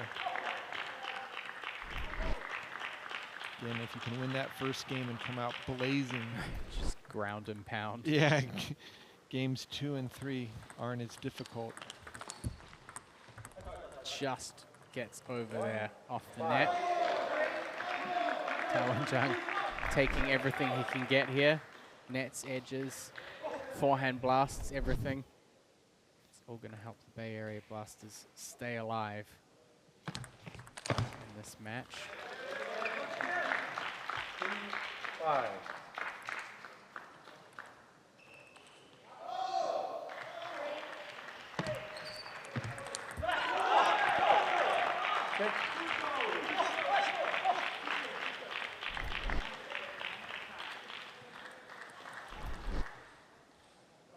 Tao and Jung 14 and 13 in singles. That's just Dropped quite a bit in the MLTT power standings. He's at 29th currently. 33 and 36 in the Golden Game. that's just a real big surprise.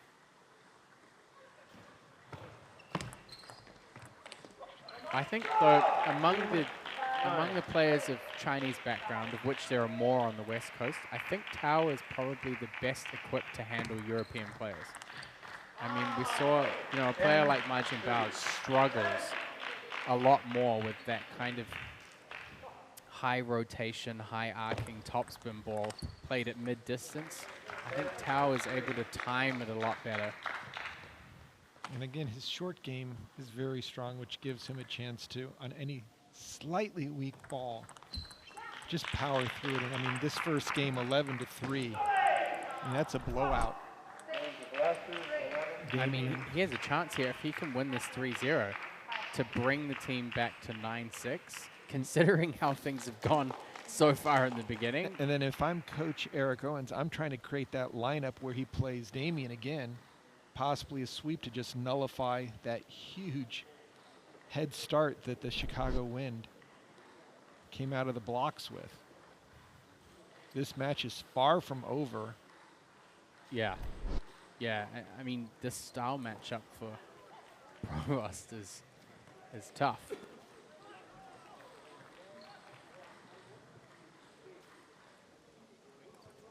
Just for you viewers at home, as Sean said, this match was far from over. He just pointed over to table 2 where it's 13-1 for the Carolina Gold Rush. I mean, there's no comeback from that. There's nuggets all over the place for the Gold Rush. Just could actually be the biggest, potentially the biggest scoreline difference in a Major League Table Tennis. Could be 20-1. Could be. And he's not talking about the time either. He's talking about the score. I mean, it was 12-0. Yeah. And Jiwei Shah got the first point on the board for Portland. He's been good at that. He's always able to clutch one game. There's Nikhil Kumar and Greg from Maryland. Flown all the way in here for this cross-division match. Nikhil is still on West Coast time.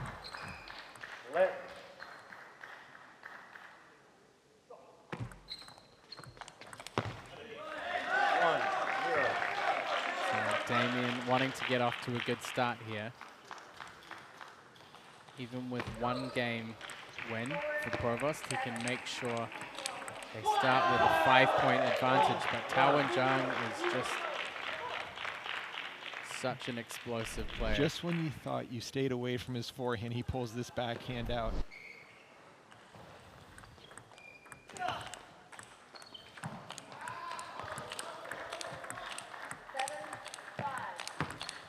I mean, what power and finesse. Just ripping through the ball. Damien with such nice hands to keep the ball in front of him. But finally. The quality on his backhand counter loop from far back from the table for a reverse pen hold is so good. No, it's Wong Howish. Yeah. Just so solid.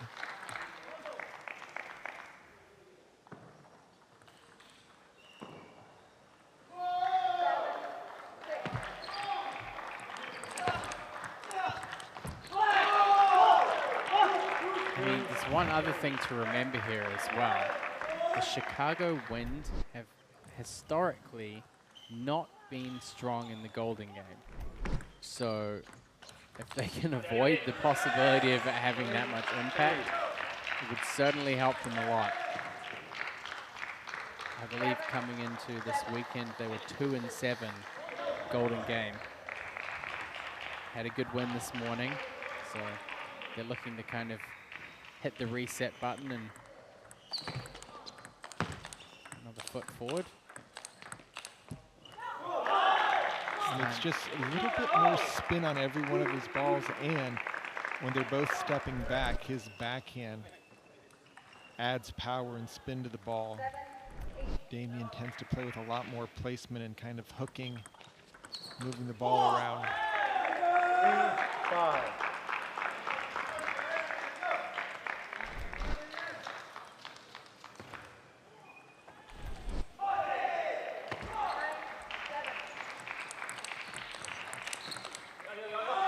Provost with a series of nice reloops over the table. Brings it within one, trailing now only 5-4 in game 2.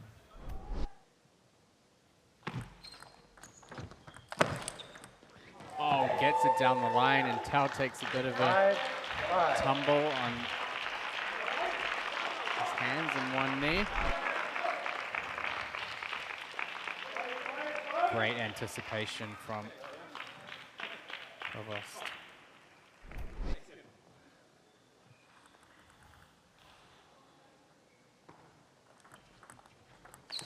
Wow, inside out forehand. Even Damien Provost gave him a look like, how did you do that one? I mean, that's tough to do, hand hold, to get that inside out angle. You, yeah, you basically breaking your wrist. And then the deep serve. 9-7. I think Provost is beginning to feel that big lead subsiding for the wind.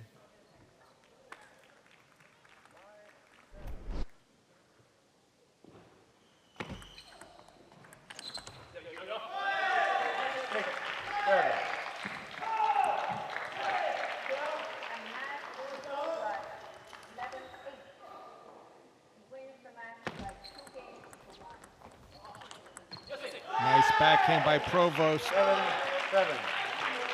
He's got to get the attacks going, especially out to Tao's forehand. Playing him in the backhand corner, he's only going to see weapons coming at him, either backhand or forehands.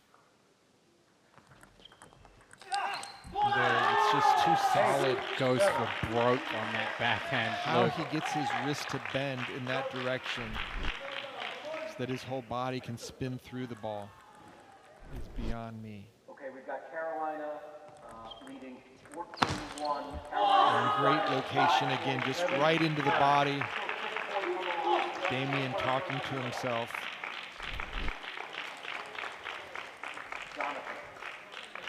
Jonathan McDonald is first. Coach? Jeremy Hazine is your first. Who's your second? Enzo is your Provost number looks 2. a little bit Coach? bothered by the Golden Game selection on the other table. Tao and Zhang 10-7. And just continuing to roll. G-Way is your 3. And wow. Takes both first and second Romaine is your 3. Who's your 4, Coach? in strong form. So Tao and Zhang has now guaranteed the Bay Area Blasters that they will have a chance to still get the majority points here if they come through and win the Golden Game. And considering, well, every point matters. If you look at the table across, they're starting at 14-1, which, as you said, that would be the biggest lopsided. And Joanna is your 5. That would be insane. If A 20-1 point differential, or get a nice 14-7. close up of it there. 14-1. I mean, the Carolina Gold Rush have just grown into the most dominant team. Have Enzo at the top of the table in individual results. I think, honestly, Hong Lin has been a huge factor for them as well. Having Enzo and having Hong, I mean, apart from the fact that she is in North Carolina coaching and has no international obligations, so she's always there for the matches. So dependable.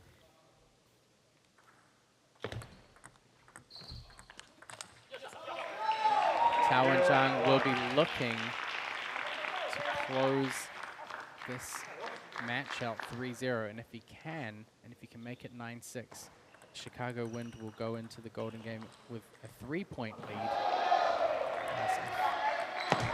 Damian wins this. And Damian likes to counterattack, so the problem is when Tao opens up, when he finds a good location, really there's hard ball nothing to counterattack against.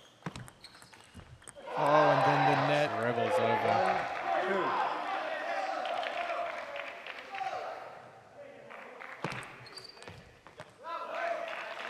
2. 2.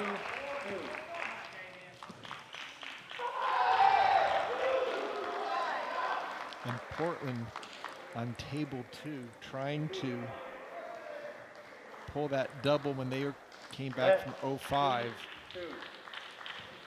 They're back in this Golden Game at 3 serving 5. And Tao Jung continues just to unleash that forehand and backhand combo. Every opportunity to launch.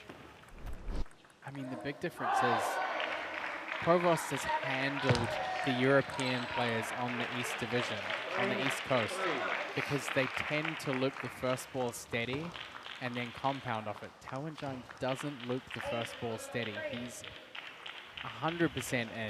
Third ball attack against backspin. And then the ball is so flat as well, so there's nothing to loop against. It's pure just direct power. Yeah, it's just piercing.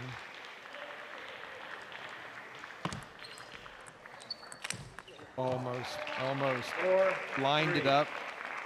But that's what Provost has to do. He has to get some attacks going, and the deeper the better, so that ball doesn't land.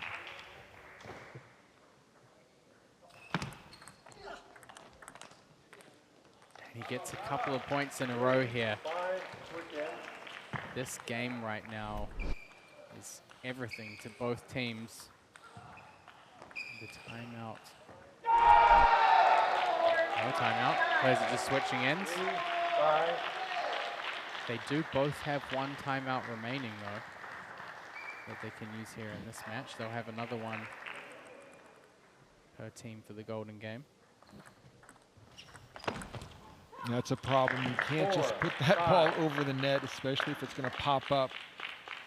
It was a smart decision from Tao about where he hit the ball as well. And Looked at how he wound it up. It looked for sure like he was going to hit down the line. Again, gave himself a lot of space. And speaking of timeouts, going to have one now.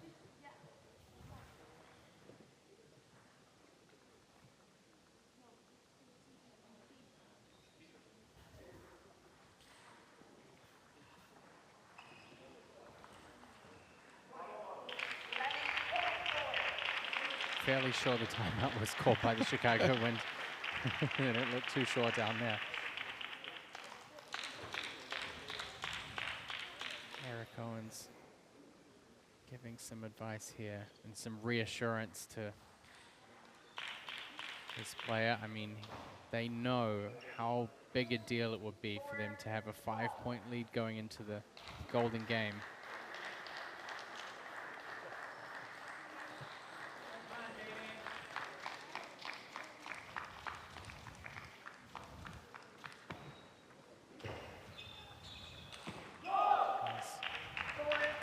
Of Florida Crocs and Seattle Spinners.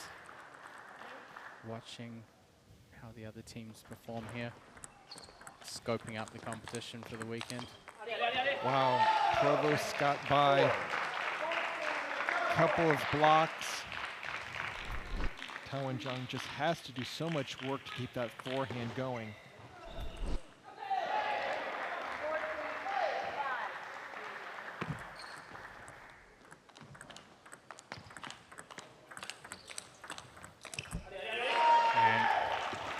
Provost keeping close to the table.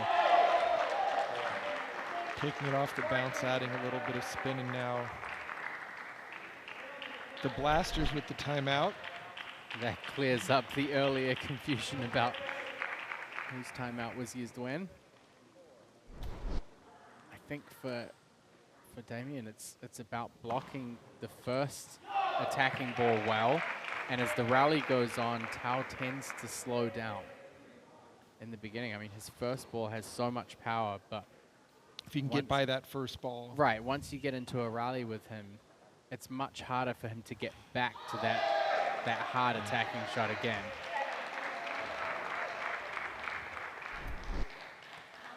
Provost just steady as ever, making small adjustments, staying up closer, getting that first looping ball in.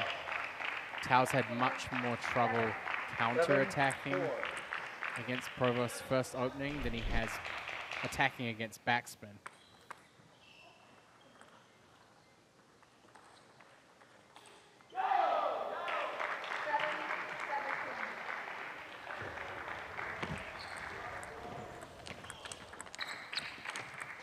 Very smart play by Damian Provost. Able to block 2 balls before getting his forehand in and playing wide to the backhand. Just great angle play from Damian.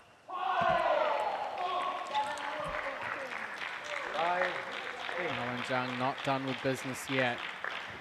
Trails by 3 points.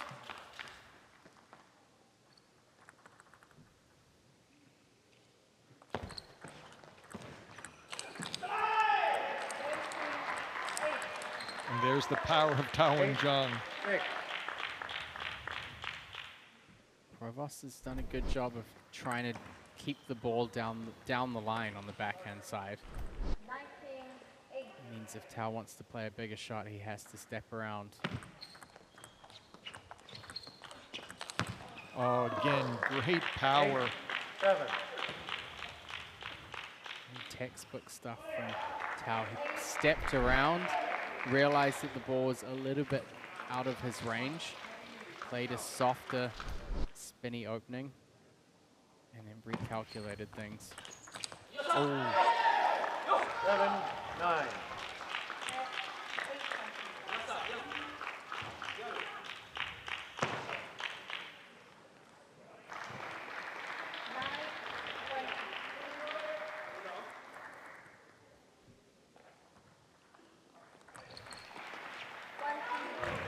Now going for the reverse pendulum.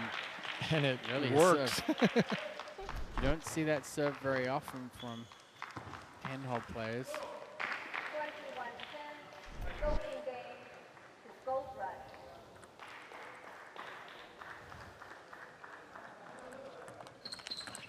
Again. 9, 9.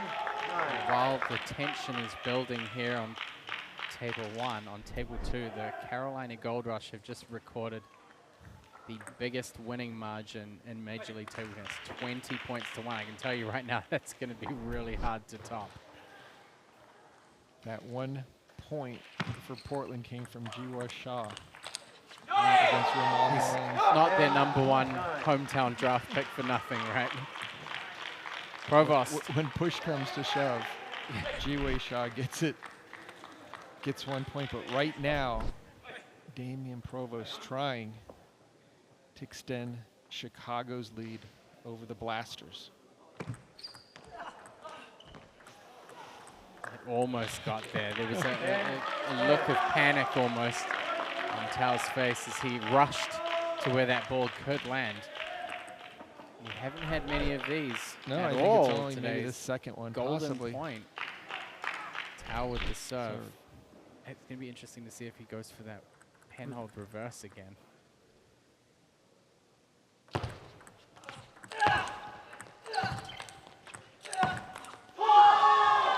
What a fight by Tao and Jung.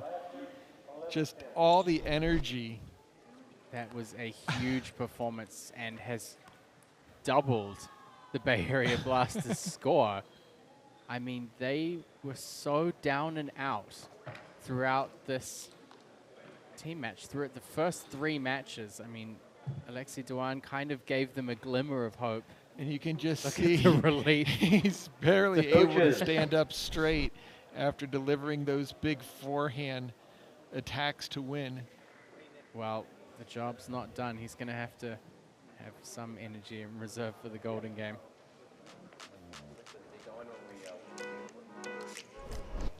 So right now, looking back at the matches that have happened so far, Alex Kazaku powered his way through Majin Bao. Pinto followed up with some outstanding forehand games to win 2-1. Take the Chicago Wind out to a pretty early lead. The doubles was exceptional. Emily Tan was in the captain's seat, 3-0. Chicago Wind were leading 8-1. Almost looked down and out, but as I said, they would come back in the second half. Alexei Duan keeping that glimmer of hope alive for the Bay Area Blasters, leading into that all-important 5th match, the 4th singles. Tao and Jung winning 3-0, bringing the Bay Area Blasters down to trail by just 3 points. So going into the golden game, Okay, we've it'll got only be a 3-point Chicago lead. Wind is leading 9-6. You'll be starting with a 3-point lead. Coach, you picked first for 1 point. Angie, your number 1. Starting with Tan. Angie. Coach? Emily Tan, a sister battle. Your number 2.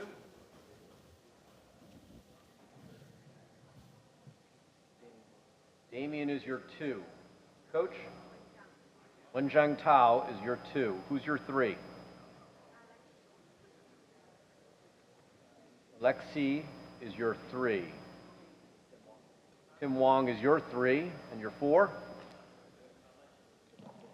Alex Kazaku, who's your 4? Jin Bao is your 4. Making Senura your 5. Making Daniele Pinto your 5. Good luck, coaches. So the order stays the same.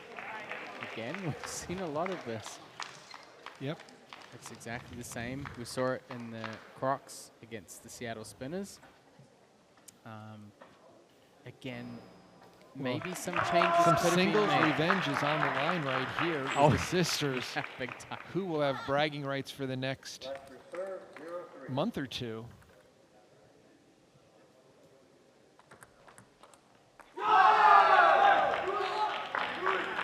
There's a smile on the face of Angie Tan there. And all it took was one serve.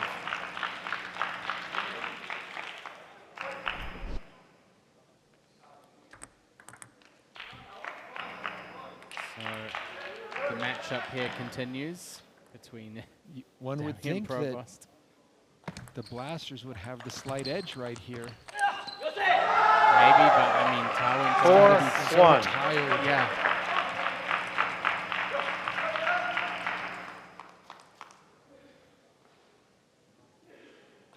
I feel like the sensible thing for them to do would be to put Majin Bao against Daniel, because they have a similar tempo. And then put Senura against Tim.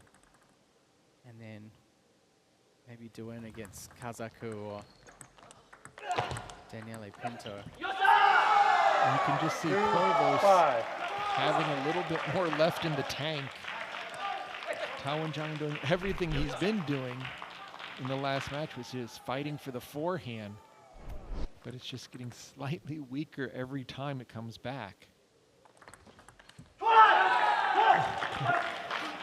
Damian Provost would Next love to player, have that one 5-3. back as Alexei one comes in to play against Timothy Wong. And can Timothy Wong get his forehand in and stay out of a backhand-to-backhand exchange?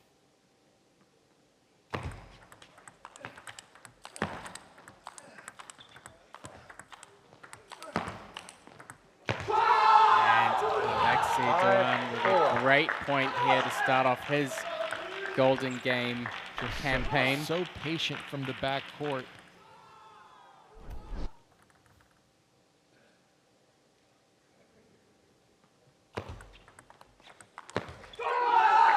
Take a second. And things are leveled up here now. There goes that huge lead that we saw early on after the doubles.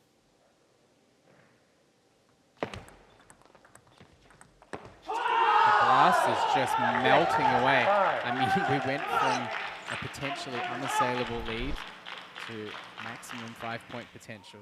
To now down losing to by 3. Down to being down.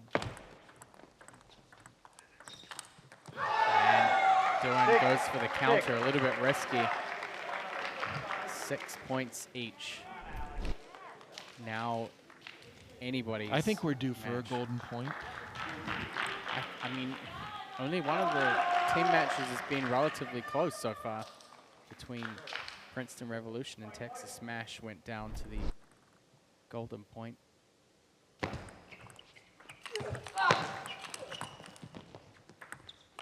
Margin Bao just kind of hooked that ball out to the corner. And you saw Kazaku running around trying to get one more forehand to land. If ever there was a time for Margin Bao to redeem himself, now is definitely it. And he looks like he's pretty determined to do that.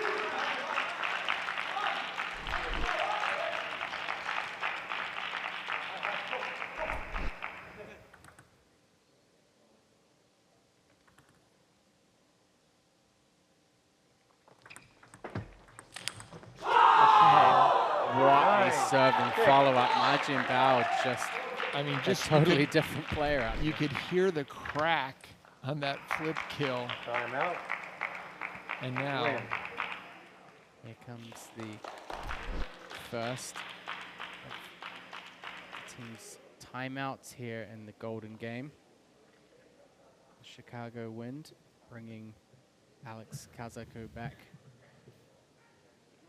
over to the bench. It's a quick timeout from the Chicago Wind. 9-6. Only one timeout remains now. It's for the Bay Area Blasters. Margin Bao with the serve. And he takes all 4. That's huge. Such a big sweep. I mean, in the West Division, losing out the golden game point to Amy Wong was probably a big deal for him as well. And Pinto continues 7-10. to live on his forehand.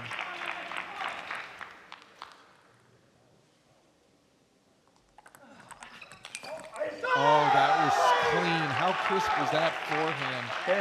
Senura's serve receive a little bit, just too much down that middle third of the table. It's easy forehand pluckings for Pinto, this time getting it a bit wider. 8.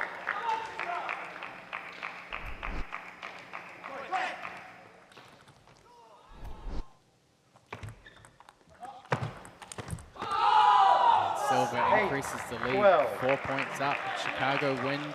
And now the ladies come back. I mean, Chicago have got to be having a little bit of trauma here from past golden games.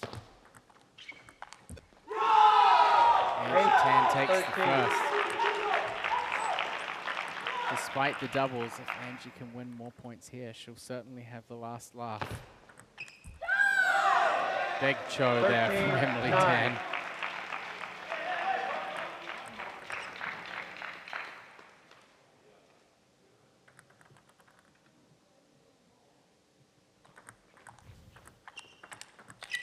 Wow.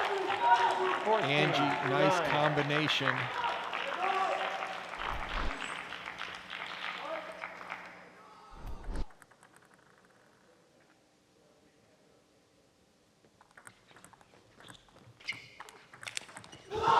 Once again, she just second time we've seen her today, decimates that ball. Just blast a ball. She did it in the golden game. Just chucks her head back there on the way back to the bench. She did the same thing against Hong Lin.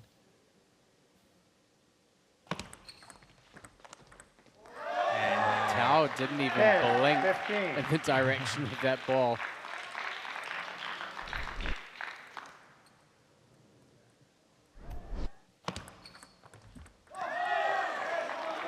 15-11. Provost still with a chance here to bring the Chicago Wind back.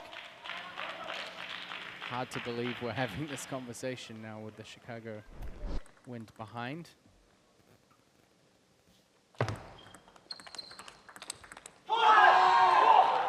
16-11.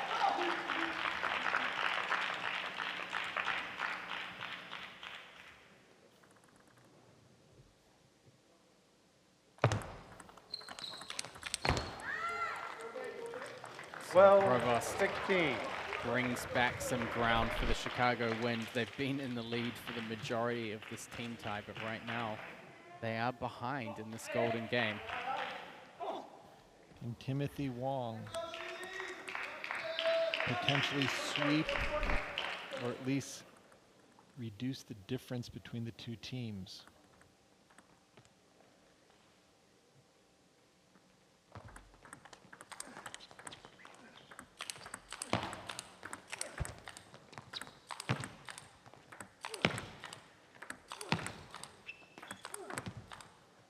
That was a great fight by Timothy.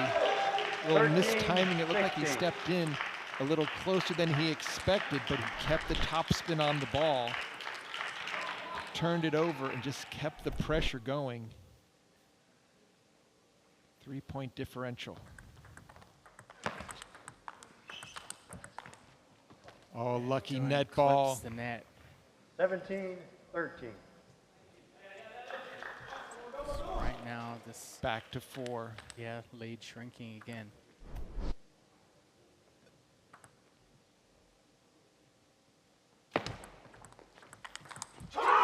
There's that strong 18, backhand. 13. Just having those two weapons.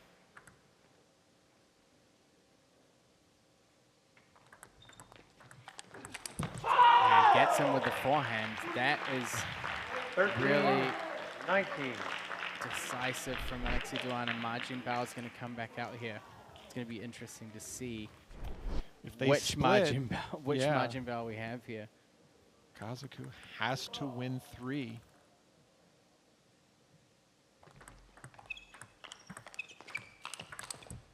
He's got one of them. 14, Margin 19. Bao just reverting to that soft, passive play. Didn't do him any favors in the singles. And he takes one. Just too 20, tough to step 14. around that ball.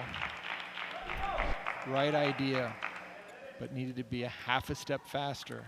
It's a golden game match point here for Bay Area Blasters. Can Margin Bao get some redemption?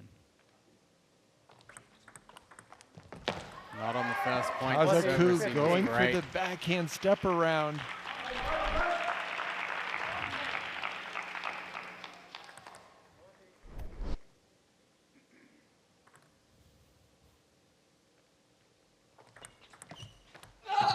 What an aggressive deep 16, push by 20. Kaku. So now Pinto and Senura Silva will go to center stage with Pinto serving. And Senura Silva is the Golden recipient game to of Blasters, 21. unforced forehand error there from Daniele Pinto, and the Chicago Wind have lost their opportunity. It's the Bay Area Blasters that win this team match. They have to be so relieved. They're kind of They're so there's no tired. energy left. Everyone is just completely spent. And Emily Tan still there smiling on the bench. The rest of the Chicago Wind team will, I mean, if we look at the standings, and we've talked about this so many times, the Chicago Wind in singles in particular have such a good record compared to the other teams. But they've just been let down in the golden game.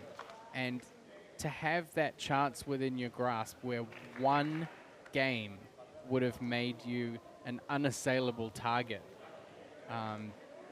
a really amazing fight back from the Bay Area Blasters. We're going to go down and talk to Coach Maggie Tan. She has got to be pretty stoked with herself. Maggie, there were moments during that team match where you probably would not have imagined yourself doing this interview right now. How were you feeling halfway through this match when the Chicago Wind was so far ahead? I know, but I still have confidence, even the beginning. So I think we have more advantage, even like we down many games. But I still tell my team, each player, well, we're just trying to fight as many games, as many points as we can. So how big was Tao Wen-jung taking 3 points at the end? Was he the MVP for your team in this match? I know. So I very appreciate the Tao today, the performance, even this morning. So we didn't respect is like he played with Enzo the morning match, and now he against all the like good players. But before he started, he told me, say, hey, Maggie, I will try my best to get in many games as I can. And he giving more motivation and confidence. Also, I told my team, hey, let's go. So we're cheering for Tao, and let's see as many games we come back and see what's going on in the Golden Game. And speaking of the Golden Game, I mean, obviously, you were still a little bit behind going into the Golden Game. How did you feel about the decision to have basically the same lineups that you'd had in the individual matches in the Golden Game? What was the thought process behind that strategy? Well, yeah, even I think even we lost the beginning of a couple matches, but each game the score is closed. Like first match, Jimbao is each game was 11-9. Right. So I mean, for me, it's not like very far from their team. I think because it was a couple points or strategy, even Senura didn't play bad. Even he lost 1-2. But I think it's because of the strategy or some of like luck.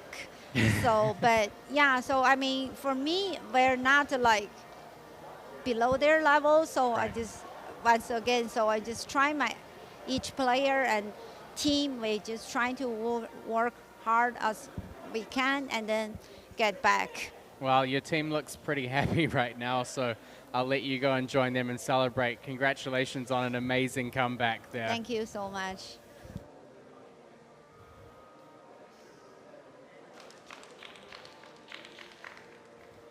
Looks like we'll have a chance to talk to Senura. Senura, well done. You must have felt during that team match some very nervous moments. Yes. How did you feel about your individual performance, not just in your singles, but also in the Golden Game as well for this match? Yeah, I feel like in my singles game, I played really well. I mean, of course, Daniele Pinto is good, I know. I mean, that was like really good points. I'm really satisfied with playing him, and yeah, I'm happy. And I mean, imagine if we down 9-1 and and we started 9-6, and it was fantastic. Well, I mean, if it hadn't been for your one game, you could have been down 9-0 right, instead. Definitely. So there's always that. Yeah, but we played well. Yeah. And then in the Golden Game, the big points, especially the end. At any point, did you feel like, hey, we might have this, or was it uncertainty as they were trying to mount a comeback towards the end? No, we had a hope. We had a hope that we can win this. And I mean, Angie actually changed the game. Yeah, credit goes to her. Yeah. And you played Daniele again in the Golden Game.